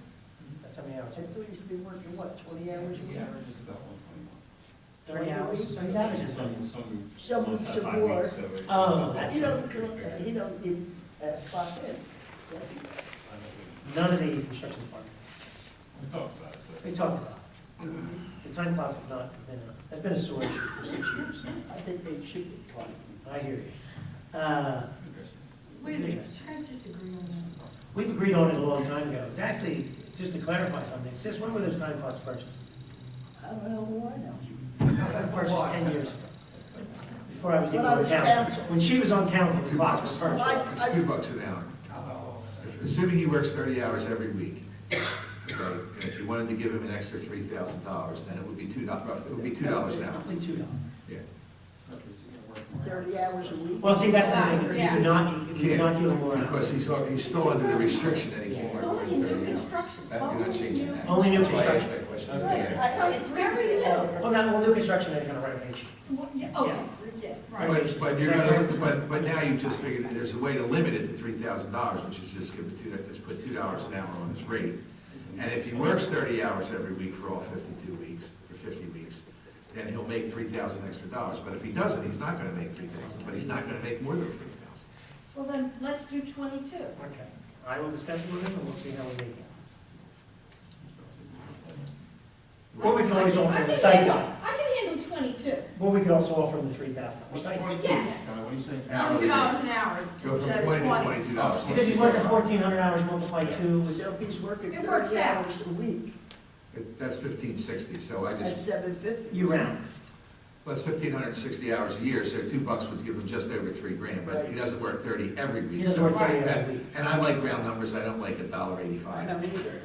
I would check his paycheck. I can live with the $2. Excuse me. Or Is everybody else, I mean, Or the 3,000. guys, Or over the here, you can 3,000. quiet. Okay. Discussion of part-time court employee. This is another employee that falls through the cracks. And we had a retirement last year. We did not replace the person. We brought in a part-timer. This part-timer was also limited to a certain, they can't make more than $15,000 a year. This person's making $10 an hour. That's what, I would say this is an important position because the court, you have to be certified to work in the court, is that right? Or no? We have to. Yeah. the classes. Yes, you have to take classes. And the town, we've had one of the problems before where we couldn't find people. I think we got this person extremely well. she's done a good job. I mean, extremely. She's been here for a year and a half? About a year and a half. Do everyone know who she is? I do. No? She's a tiny little thing. You know, if our court administrator is out, she runs the office. When you say court administrator, that's the girl who Teresa. runs. Teresa. Oh, okay. So Teresa's entitled to her paid time off. Oh, now I know who it You know, the is. little lady. Yeah. Yeah, she retired from The another older court. lady? Yeah. Yes. Oh, I see who she is. She retired from the Now I know court. who she is. Okay. She's great.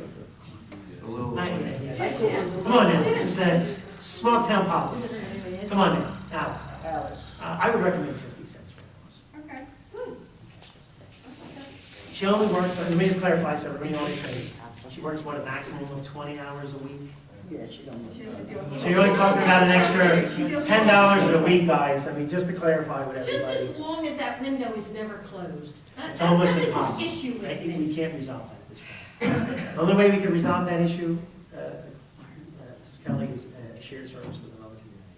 It's the only way we can fix it. At one time, Barrington came to our facilities, they walked through our facilities, and we weren't able to work something out. We might be able to revisit it now that we're building more bonds, because that would be the only way to do it. Because for us to cover a full-time employee, it's gonna cost us another $70,000. And they don't have to. So for the $10 a week is a lot cheaper than $70,000.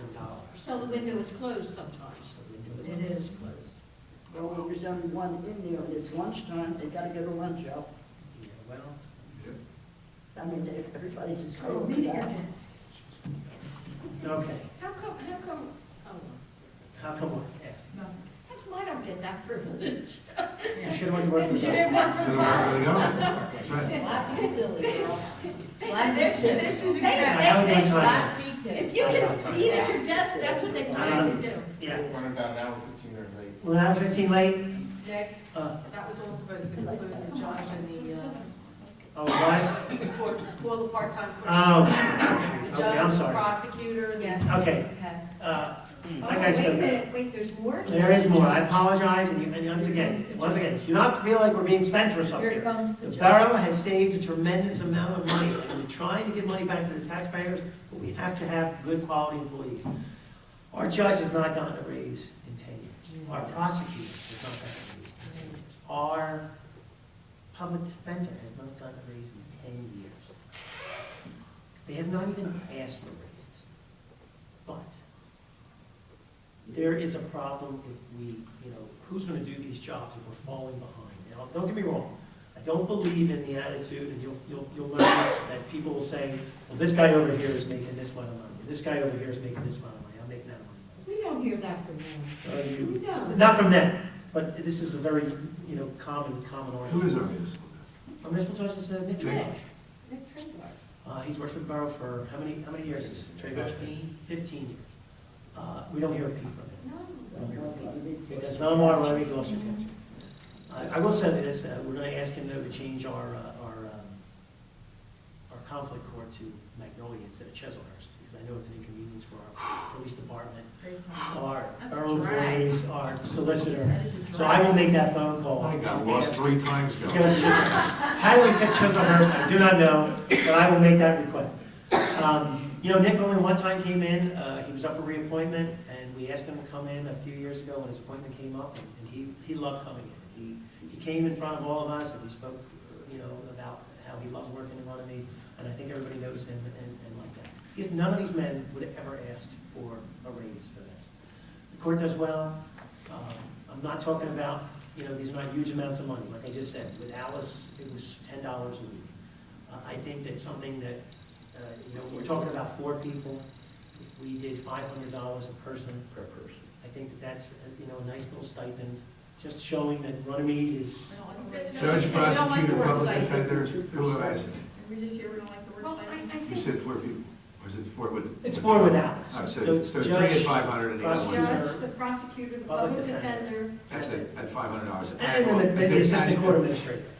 But that's an hourly rate. So The she's rest, getting- the rest of them are just, so you're gonna change their She's in that annual stipend. You gotta remember, the other person that works in there is protected under the union. The CWA has already negotiated a 4-year deal, and they've negotiated, so she can take care of January 1st. That's not good, that's pretty reasonable. That's reasonable, correct? Okay. So we're spending money, but we're saving money.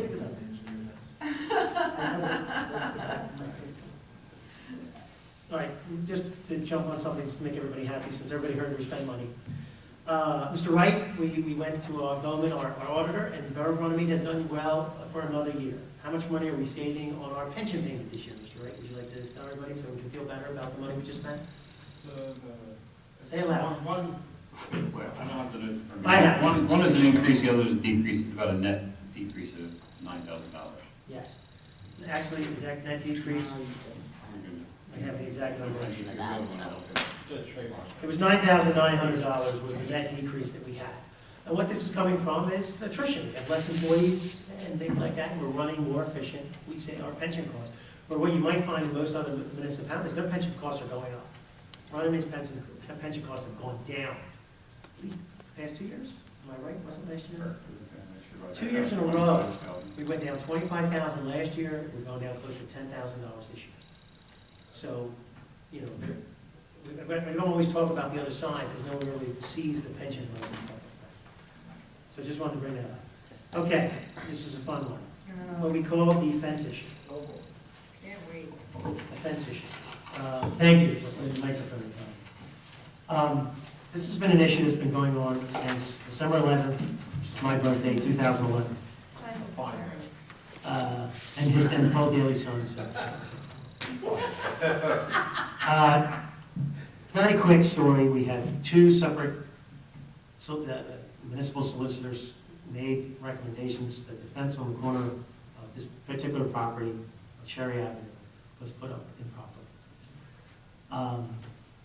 The current zoning official feels that the fence was put up improperly.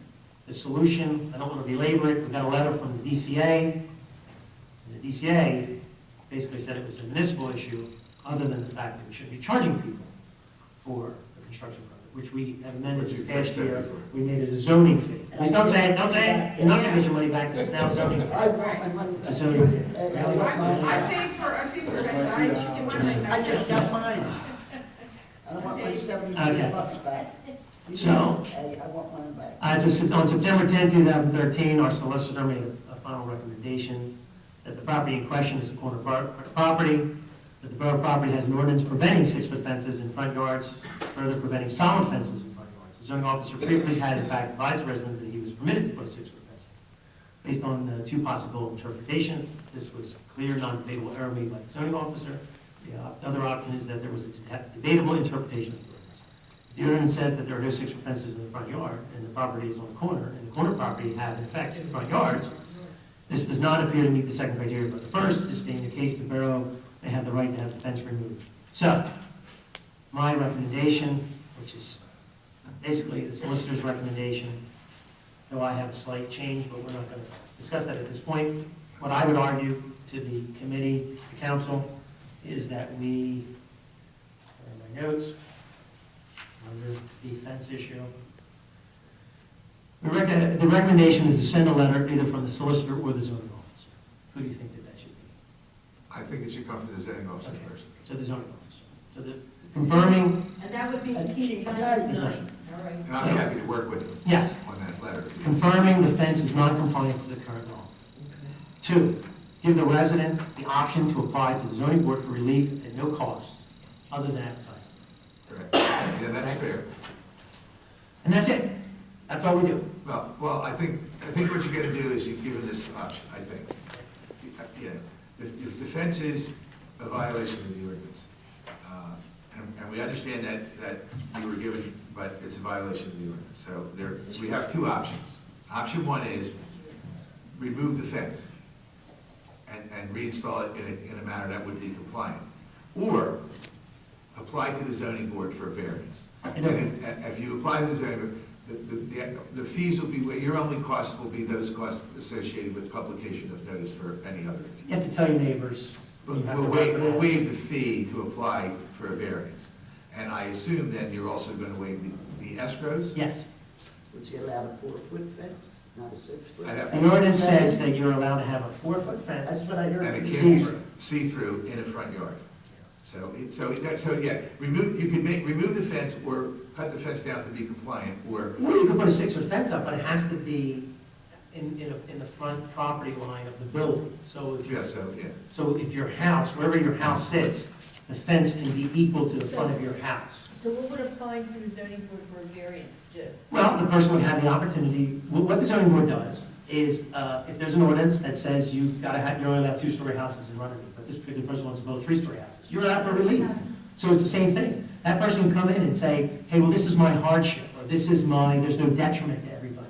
You know, there's a criteria that the person would have to follow, but, you know, it's not to say that it would be approved, but not to say it would necessarily be All denied. the neighbors and all the Right. neighbors, so is it the majority that rules them? No, the neighbors have the right to come. Come to, They have, anybody in Okay, the fine. town has the right to come and voice their And then- opinion to whoever kind. The zoning board decides, period. Then they'll go around town and anybody with a that's my 6-foot question, fence. so what does that do to all the people that our current construction said it's not a It's- problem? It's front yard. It's not 6-foot fences. It's 6-foot fences in a Right, front but this yard. particular house that we're discussing, they did go beyond the edge of their property and it went all the way to the front of their house, which And it's a site trial, it's a safety issue, absolutely, is it why, is a why safety there's, issue, why so you I have do that rule. understand the Yeah. issue with this particular house that Absolutely. we're speaking about. All the ones that everyone likes. Go all the way to the very front of their house. I understand this, and I'm not, and I will, my opinion about this is, Lines and stuff, but not. this attitude that because something was done wrong, and we may have other people complain, I think that is just, doesn't hold any water, that argument. No one else in the borough has ever complained about a fence that was improperly put up, right? No. No one's complained. Now, if the argument is that people are going to start showing up at this council saying, this fence is blocking, That's right. then they have the right to say that. Just like anybody has the right to say that my neighbor's dog is barking at 2 o'clock in the morning, just like everybody has the right to say that the trash can is left out in the street, there's Okay, property but maintenance. then my lane. question is my question would be, where does the town have any liability in it when they've given permits to these people saying it's okay to do it this way? Absolutely, Mr. Wood, would you like, I didn't want to get too far into The this. problem, That's how we right. gave the permit. Okay. It's a problem because the permit was issued in violation of the ordinance. Now, the person who issued it somehow read the ordinance to indicate that, I don't honestly know what his or her interpretation was, but I can only assume that somehow he made some decision, they made some decision that this wasn't a corner, or corners don't have 2 front yards, or whatever decision, I don't know. I mean, because they're a fairly typical ordinance about fencing, number one, and the definite, and what kind of yards you have in a corner property is. And the engineer, would you clarify, I mean, we have site triangle issues. On the corner property. I'm not familiar with this word fences, but Yeah, that's corner what it lots always have 2 front yards. It's Have Standard. on the corner property. And then there's site I triangle. can't really But you don't. Because I live on the property. Thank you. You live on a curb. But you may not be. I got a big curve. The issue is, you're allowed to have a fence, and you're allowed to have a fence on the corner. And you're allowed to have a 6-foot fence. Except it has to be within certain parameters. This fence happens to exceed It those does, parameters. absolutely. And that's the issue, I will not the agree. fence itself. Why can't we just give them the money to move it back? You know, we can. And, all right, since the, Because it's our liability. step one though, step one, I don't think that we should be laying this out in Yeah. this meeting. You know, there's a process, and let's do the process. And then after the process runs its course, depending on what happens in the process, then there may be other decisions that the council may want to make. But we might want to not want to put those out there as options until we see what the zoning board does. The zoning board votes to give them a variance. the it's a moot point. The zoning board doesn't, then you may have other things that you want to think about. But we don't want to Who's on necessarily. the zoning board? The zoning board, the chairman is Candy Clayton. The vice chairman is Dick Dickinson. But that's the planning board. We have a joint planning and zoning board. It's one board.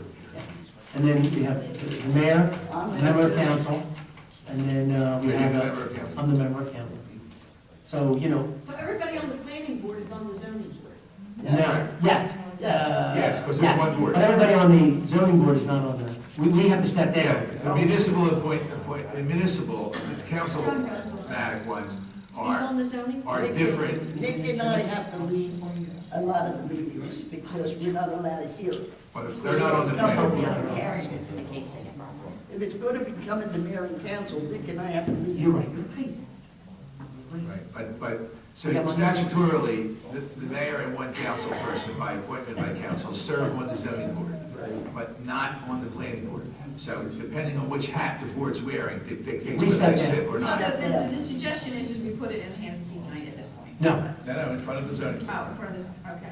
Well, Keith's going to write the letter. That's what I was Yes, gonna I'm say. sorry. he's gonna write the Let letter. Keith write the letter. and But we're see putting it in the what hands of the says. zone, if the person decides, the person can simply say, well, you know We're what? gonna explain I'll that. move it Right back. now, it's in the hands of Keith Knight writing the letter. He'll write the That's letter step. through our solicitor, Correct. recommend, you know. That's the and- next step. There's going to be a fine that tells everybody else. Then Well, I we're would not gonna say suggest that. that you suggest to him that he talk to me and I'll work with him and we'll come up with it. All right. And once again, Then let's start to take the necessary steps to see what. and then the argument, once again, is if other people decide to run around this town and make complaints, we can send the same letter out and give all of them the opportunity to go in front of the zoning board, and if you go to a zoning board meeting, every single case is decided on its own merits. That's right. You know, you look at each one by law, and you would look at each one uniquely, and just because one person got it, the other person might be denied, and it goes back and forth. And it's a mess, it's an absolute mess. Okay.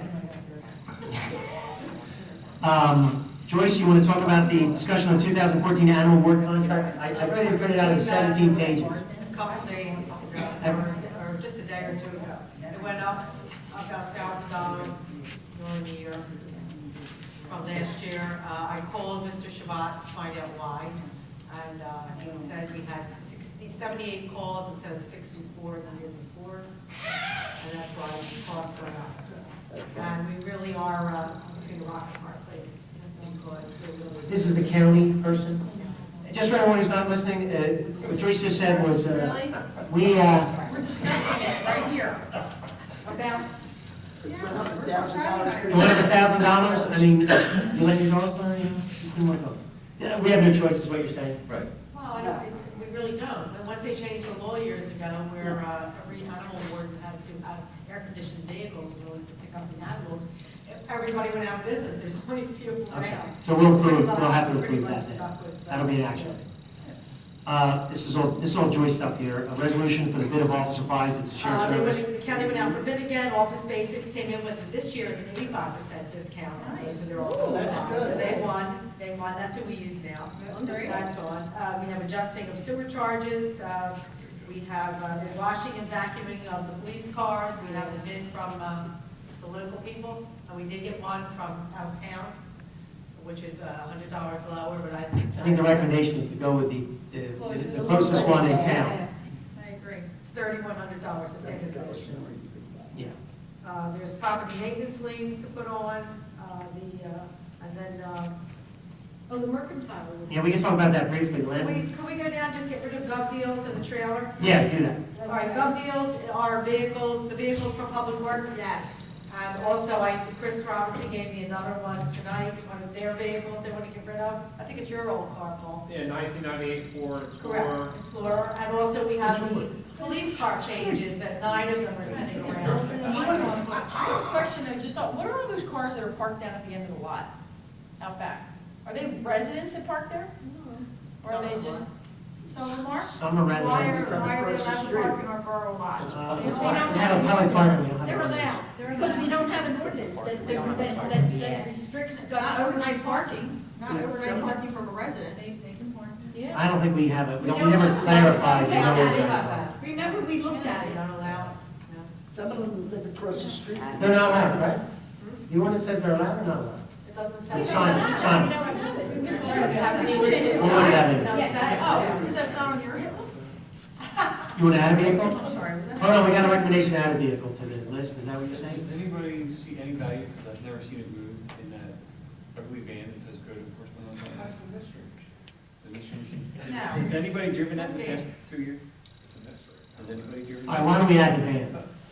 Yeah. Can we add the van? It's just, it's an actuary in And the parking dispose lot. of it, you mean? Yes. Yes, it would add part of our go deal. Well, just want to go to gov deals? Yeah, Just yeah. want to go to gov deals? Okay, now, let me go back to the trailer at Public Works. Yes. That's the next, one of the other. So please add the van. This is the trailer, we have no title to it. Right. What do we need to do? We have somebody who wants to come and take it, but they want a letter from me stating that this is okay to do. Yep, let's give them a letter. And Can we do a resolution What would you like tonight? me to say? Let's do a This is an resolution. abandoned vehicle and, Disposal of trailer. you know, No value. this is We our, have no this is our title. consent that you may remove the vehicle, you're responsible for any administrative costs, retitling, et cetera, et cetera. But if it's a trailer, It's just a trailer. oh, it doesn't have a title, No. Has no title.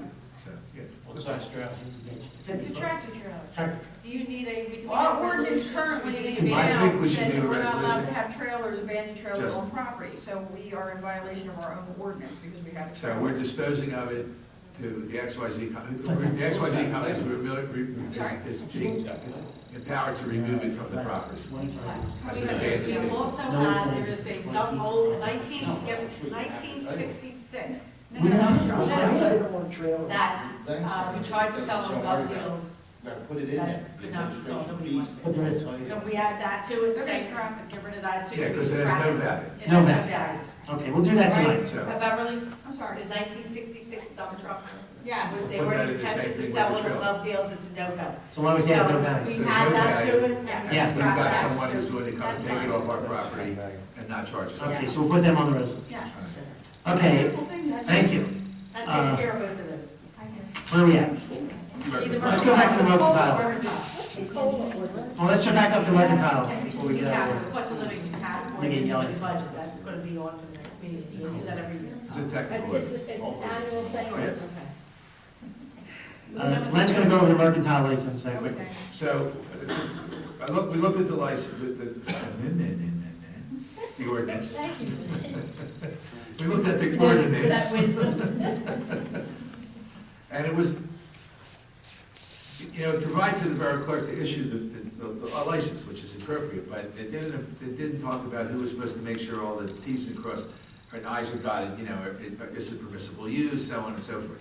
So what I did was, I made certain amendments, suggested amendments, so that it's clear that the zoning official, or potentially other officials, depending on what the issues were, do their job, their investigations, to make sure that it's up to code, there's no health violations, there's no fire violations, et cetera. So now, it's a permissible use and everything's good to go, and it's not a building that's in, a danger, et cetera, et cetera, et cetera. And once the clerk knows that, then she can issue a mercantile license that you can do business in this building. So that's what the changes were, other than the fact that I changed the fees. I made it up. Again, I'm not, well, I did. They were $20, but, I mean. They were for that for years. Yeah, I know, they were that for years, and now you've got, at least one of your people are gonna go out there and have to do inspections, maybe more than one. So I just made it 50 because I didn't think that was unreasonable, but again, I've got no horse in that race, it was just one that I made up.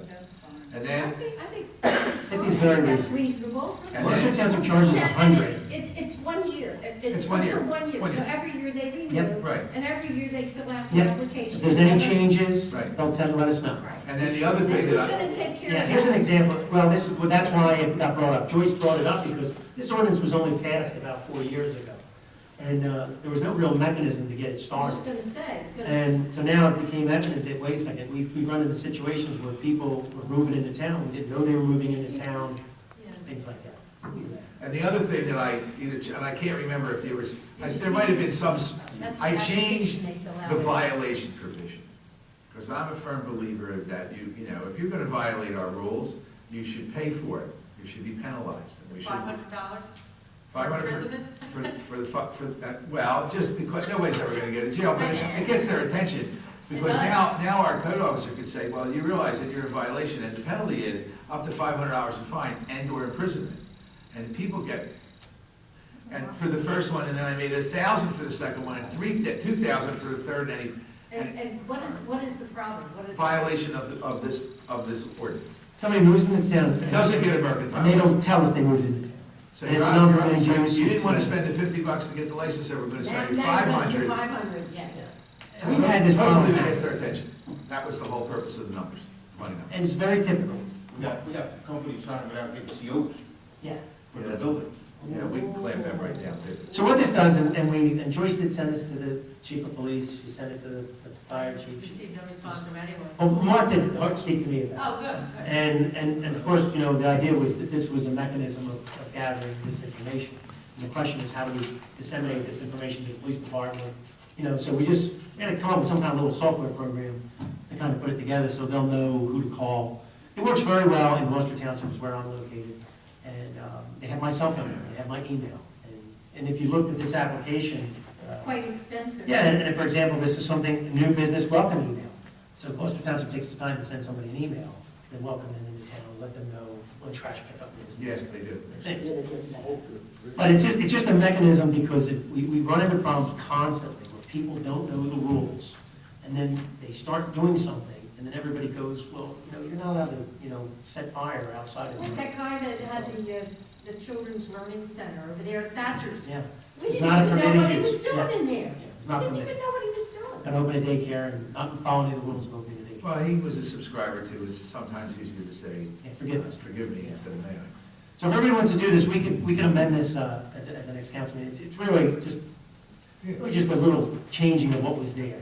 So it allows Joyce to not have to be responsible to run around the whole town and get it. 'Cause she was gonna do it. Oh, yeah. It's really a usage issue. Yeah. The sign notice is Because part of that how do I know conversation that with it's Lee. permitted use? Right, well, that's why I structured it so the information comes back to you, because you still should be the issuer. Can we do something with the Chinese For control. restaurant, their handwritten? Hello, I Yes. already talked to Keith Knight about it. Okay. Do you know what the situation was? Are you aware of that situation I am with not. the handwritten sign? I spoke to Keith Knight, and they gave him a slight bit of latitude. That sign has a deadline that it needs to come down, and it will not be permitted back up. They gave him some latitude, they are not happy about the sign. There was some issue with getting the permanent sign, because as soon as I saw it, I called him, I said to Keith, are you kidding me? Like, can we really have to have this The whole thing sign? needs to get worked on. Exactly, but they gave him, I think he said 30 days. It was like they gave him 30 days and they said, we will allow that handwritten sign, but that's it. Don't ever come back again and tell us you want to put up another Who's sign. this? The Chinese restaurant on the block, But, by Pat's Pizza. Bach Associates, they have design, Leo wrote about a Yeah, 30 he page has a sign sign. on the building, but then he has a handwritten And sign. and hopefully we'll get that in I front of the want planning some board. plywood tacked up that will floor. Well, to make sure it has no handwritten sign. Yeah, it looks really bad, really Does bad. anybody do Because they started off with Roman letters, and then when they read. We'll finish the that, we'll letters, finish that. they were all towards the end. So yeah, that's all part of this planning board, this drive-through ordinance sign. There's a lot of, but that goes back to the planning board, that's why. That's not like go back to the. Okay, so where are we at? We did, so the trailer, we'll do that. Okay, COLA, cost of living ordinance. And who's that for? Is that for all these people that we're talking about? No, that is related to the budget document, as per Bowman test. What? The budget document. Yeah, I didn't get It's tested on basically, it's an annual ordinance that we do prior to introducing the Oh, budget. And it allows us, I think the index this year is what, 0.5 or something along those lines? And the statutory limit is 3.5. 3.5. And it allows you to go up to that limit and establish a bank, and then the bank exists for 2 years. We don't necessarily have any desire to go to that limit this year on our appropriation spending, but if something should happen that would require it, it gives you a legal ability to do it because it carries for 2 years in the future. So, I'll give it to you in English. If we want to spend more money, you have to pass this ordinance of 3.5%, because the cost of living adjustment says you can only spend more than 0.875. But they allow you to pass this ordinance, not to say that we're going to take our $7 million and multiply it times 3.5, but it allows us to increase our appropriations, correct? $199,000. Yeah, we're allowed to spend more money. This is the spending side. Right. It's basically your ability to have permitted emergency. This is on the spending side. Now, the 2% cap is on the taxing side, so it makes no sense to think about it. You can spend 3.5 more, but you can only tax 2%. But well, you have surplus. if you had surplus, that's what allows you to keep you get your surplus, you know. Okay, that's cool. And it was brought to my attention that I did miss something. You can believe that. We forgot the Class 2 police officers. The Class 2 police officers, since we're taking care of all of our part-timers. These are all part-time people, not represented. The current Class 1 officer gets paid $10.20 an hour. So right now, the crossing guard gets paid more money than the police officer. So it's class 1. Class 1. That's one? And the Class 2 police officer One, and there's gets paid We have one $12.25. class one. How much? One class one. $12.25.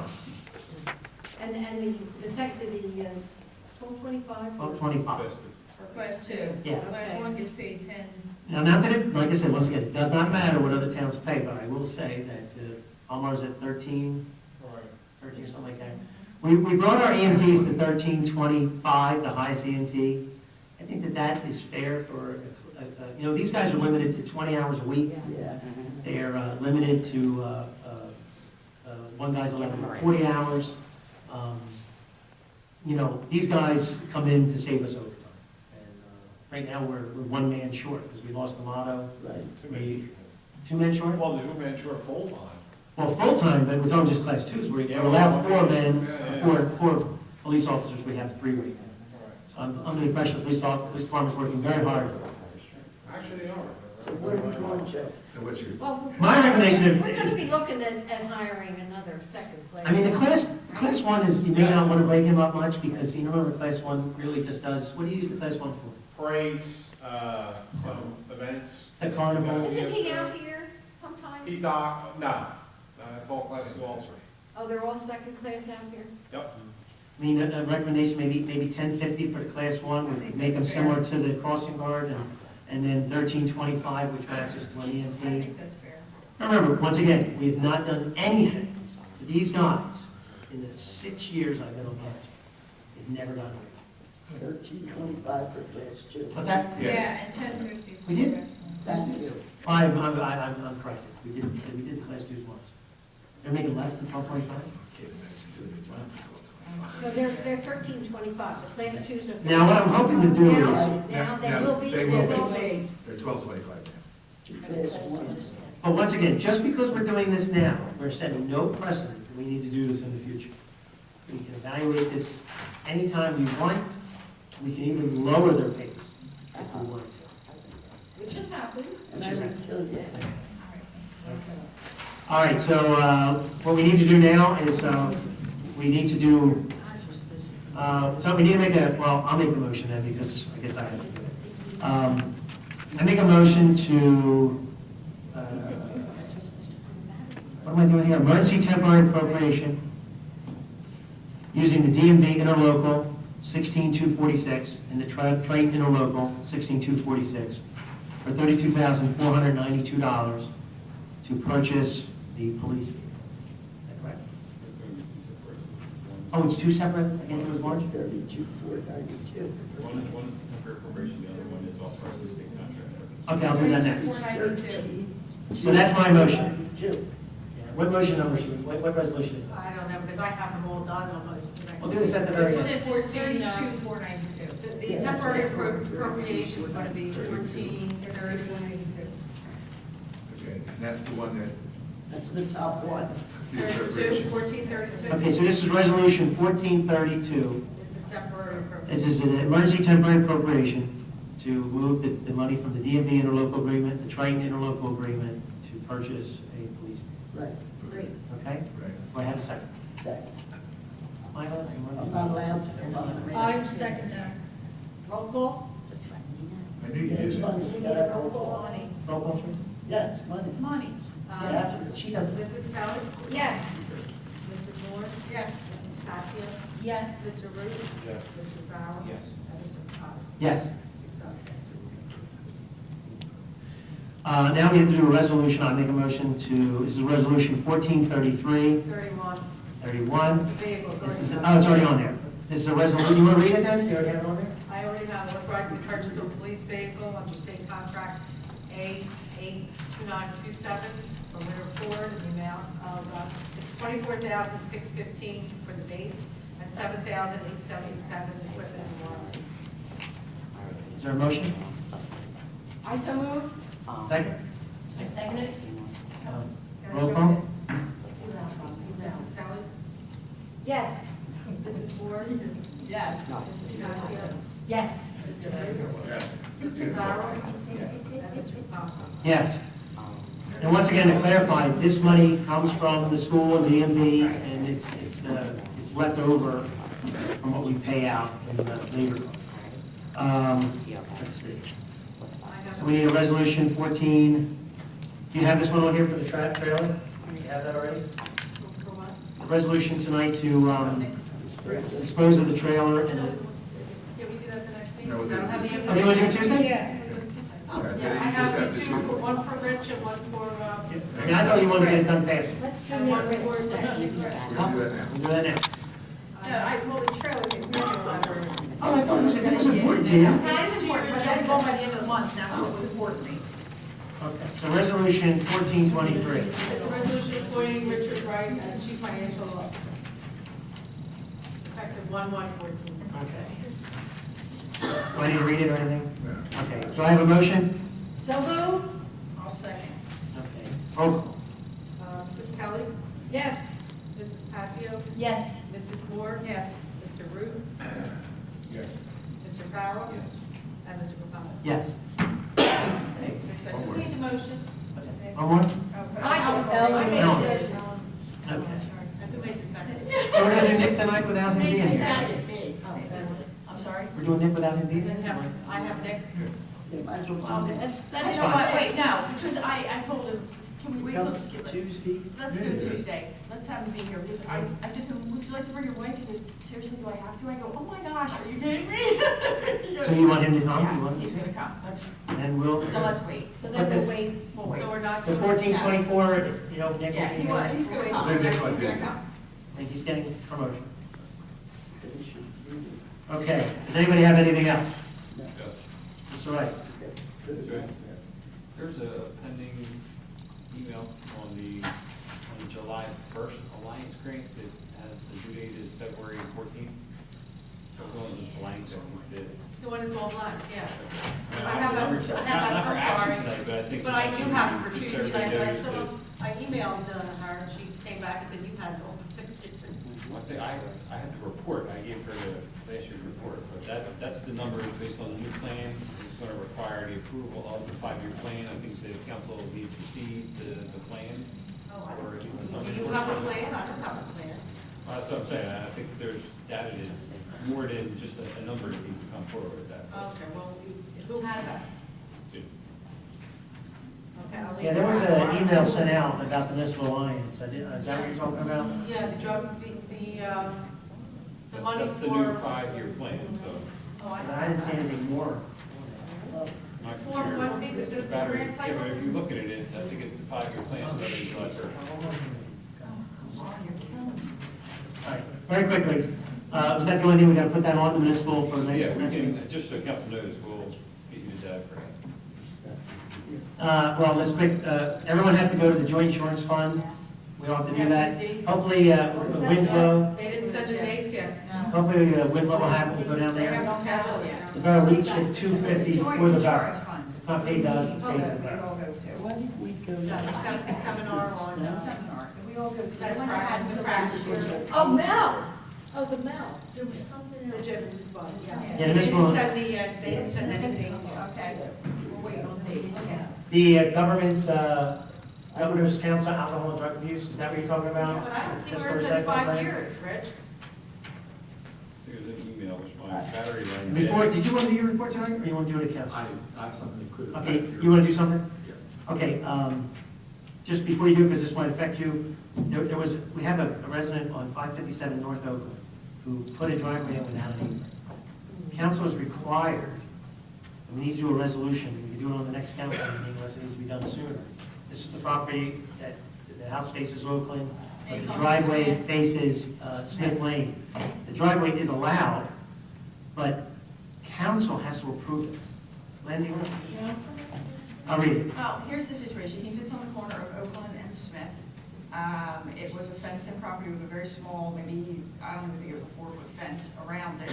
They have, I guess the previous owners left, he's moved in, he's done some renovation, and he's decided because there was no actual driveway, that he just started jumping the curb and parking on the property and then created a driveway.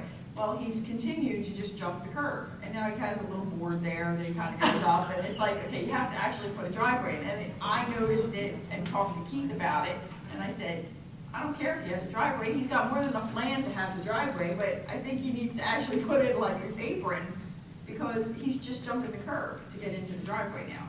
So, Let's not touch upon that's it. where. But what it sounds like is our ordinance, the Keith has no ability to tell him to put the apron. It's dress. So that ordinance says, Well, I went to Keith only because I said. It's Keith, kind of vague, you right? don't do that. can we just send him a letter? No, let's pass a resolution directing that pursuant to 3026-10, he has to We'll do it at the council meeting, but just let everybody know, we're going to put this put on the here. apron in. We're not going to say Yeah. that. No. He's allowed to drive. He's allowed a driveway, and he has more than enough room in that piece of property. So we'll just do a Driveway. You resolution. have to put an apron, you can't just jump in the curb. All right, Mr. Bayshore, the floor is yours. I just have one thing that could affect your meeting next Tuesday. And we took bids last Thursday for sewer line root control, where they put a chemical treatment in. Bids were due at 10 o'clock on Thursday. We only got one bid from Duke's root control. Later that day, at 3 o'clock, we received a FedEx package from another contractor, and the FedEx tracking slip said it was delayed, that delivery was delayed because of the snowstorm we had on Tuesday and Wednesday. So Len's looking into whether we can accept that bid or not. And I'll have an answer. Because they actually turned out to be lower than the bid we received. So you have 3 different options. One is you can, since at the time we only received one bid, you could award it to them.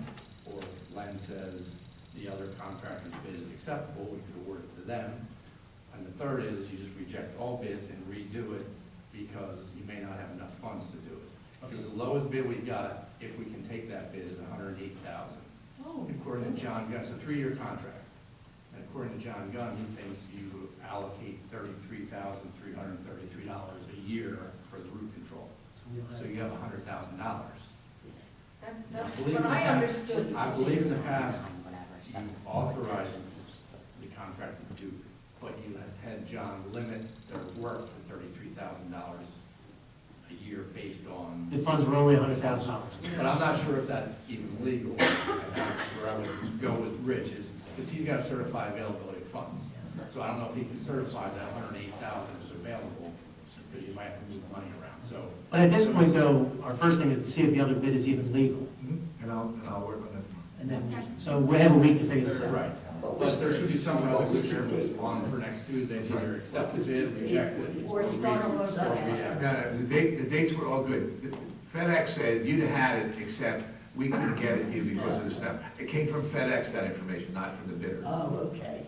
It was in their hands well enough time, but That, all that information is in your packet that I gave to you. Yeah. Their very last sheet, this little bit of light reading. the 2 FedEx tracking. Now, yours is a lot thicker.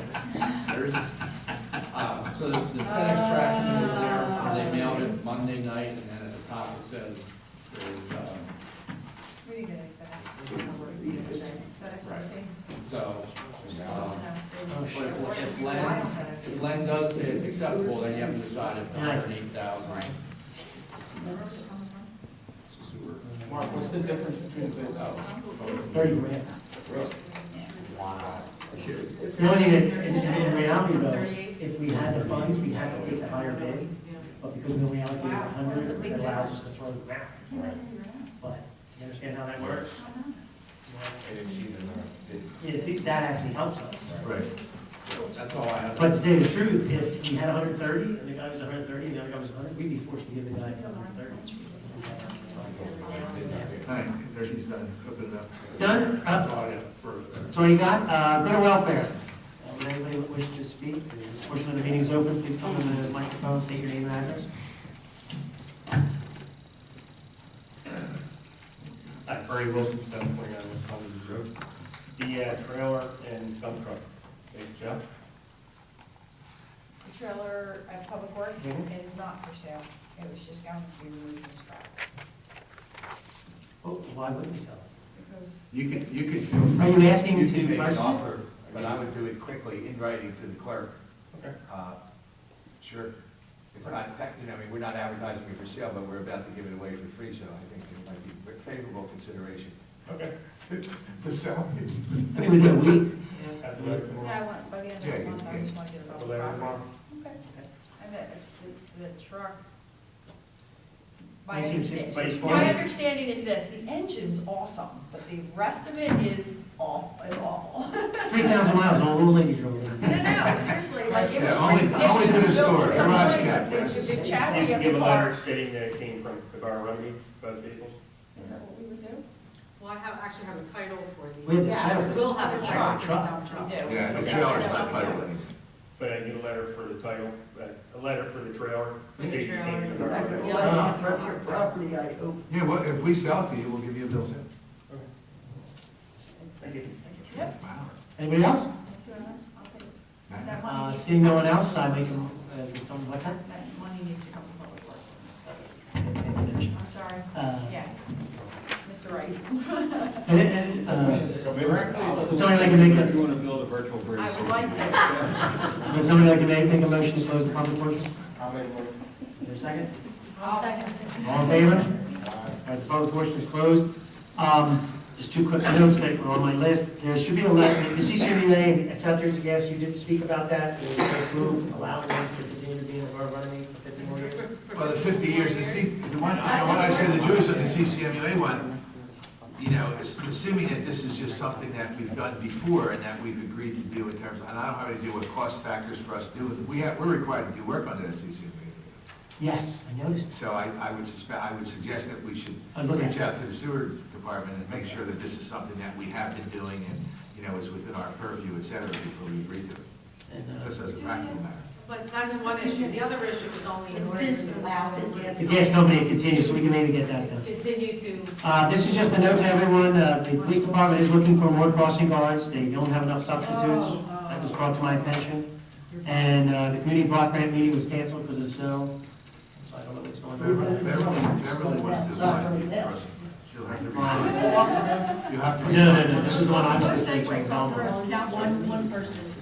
And, that's it. Not the first year. First year, I was one of those just going. I'm supposed to go to, we're going to Monday. Okay, do I have a motion to adjourn? So moved. Have a second?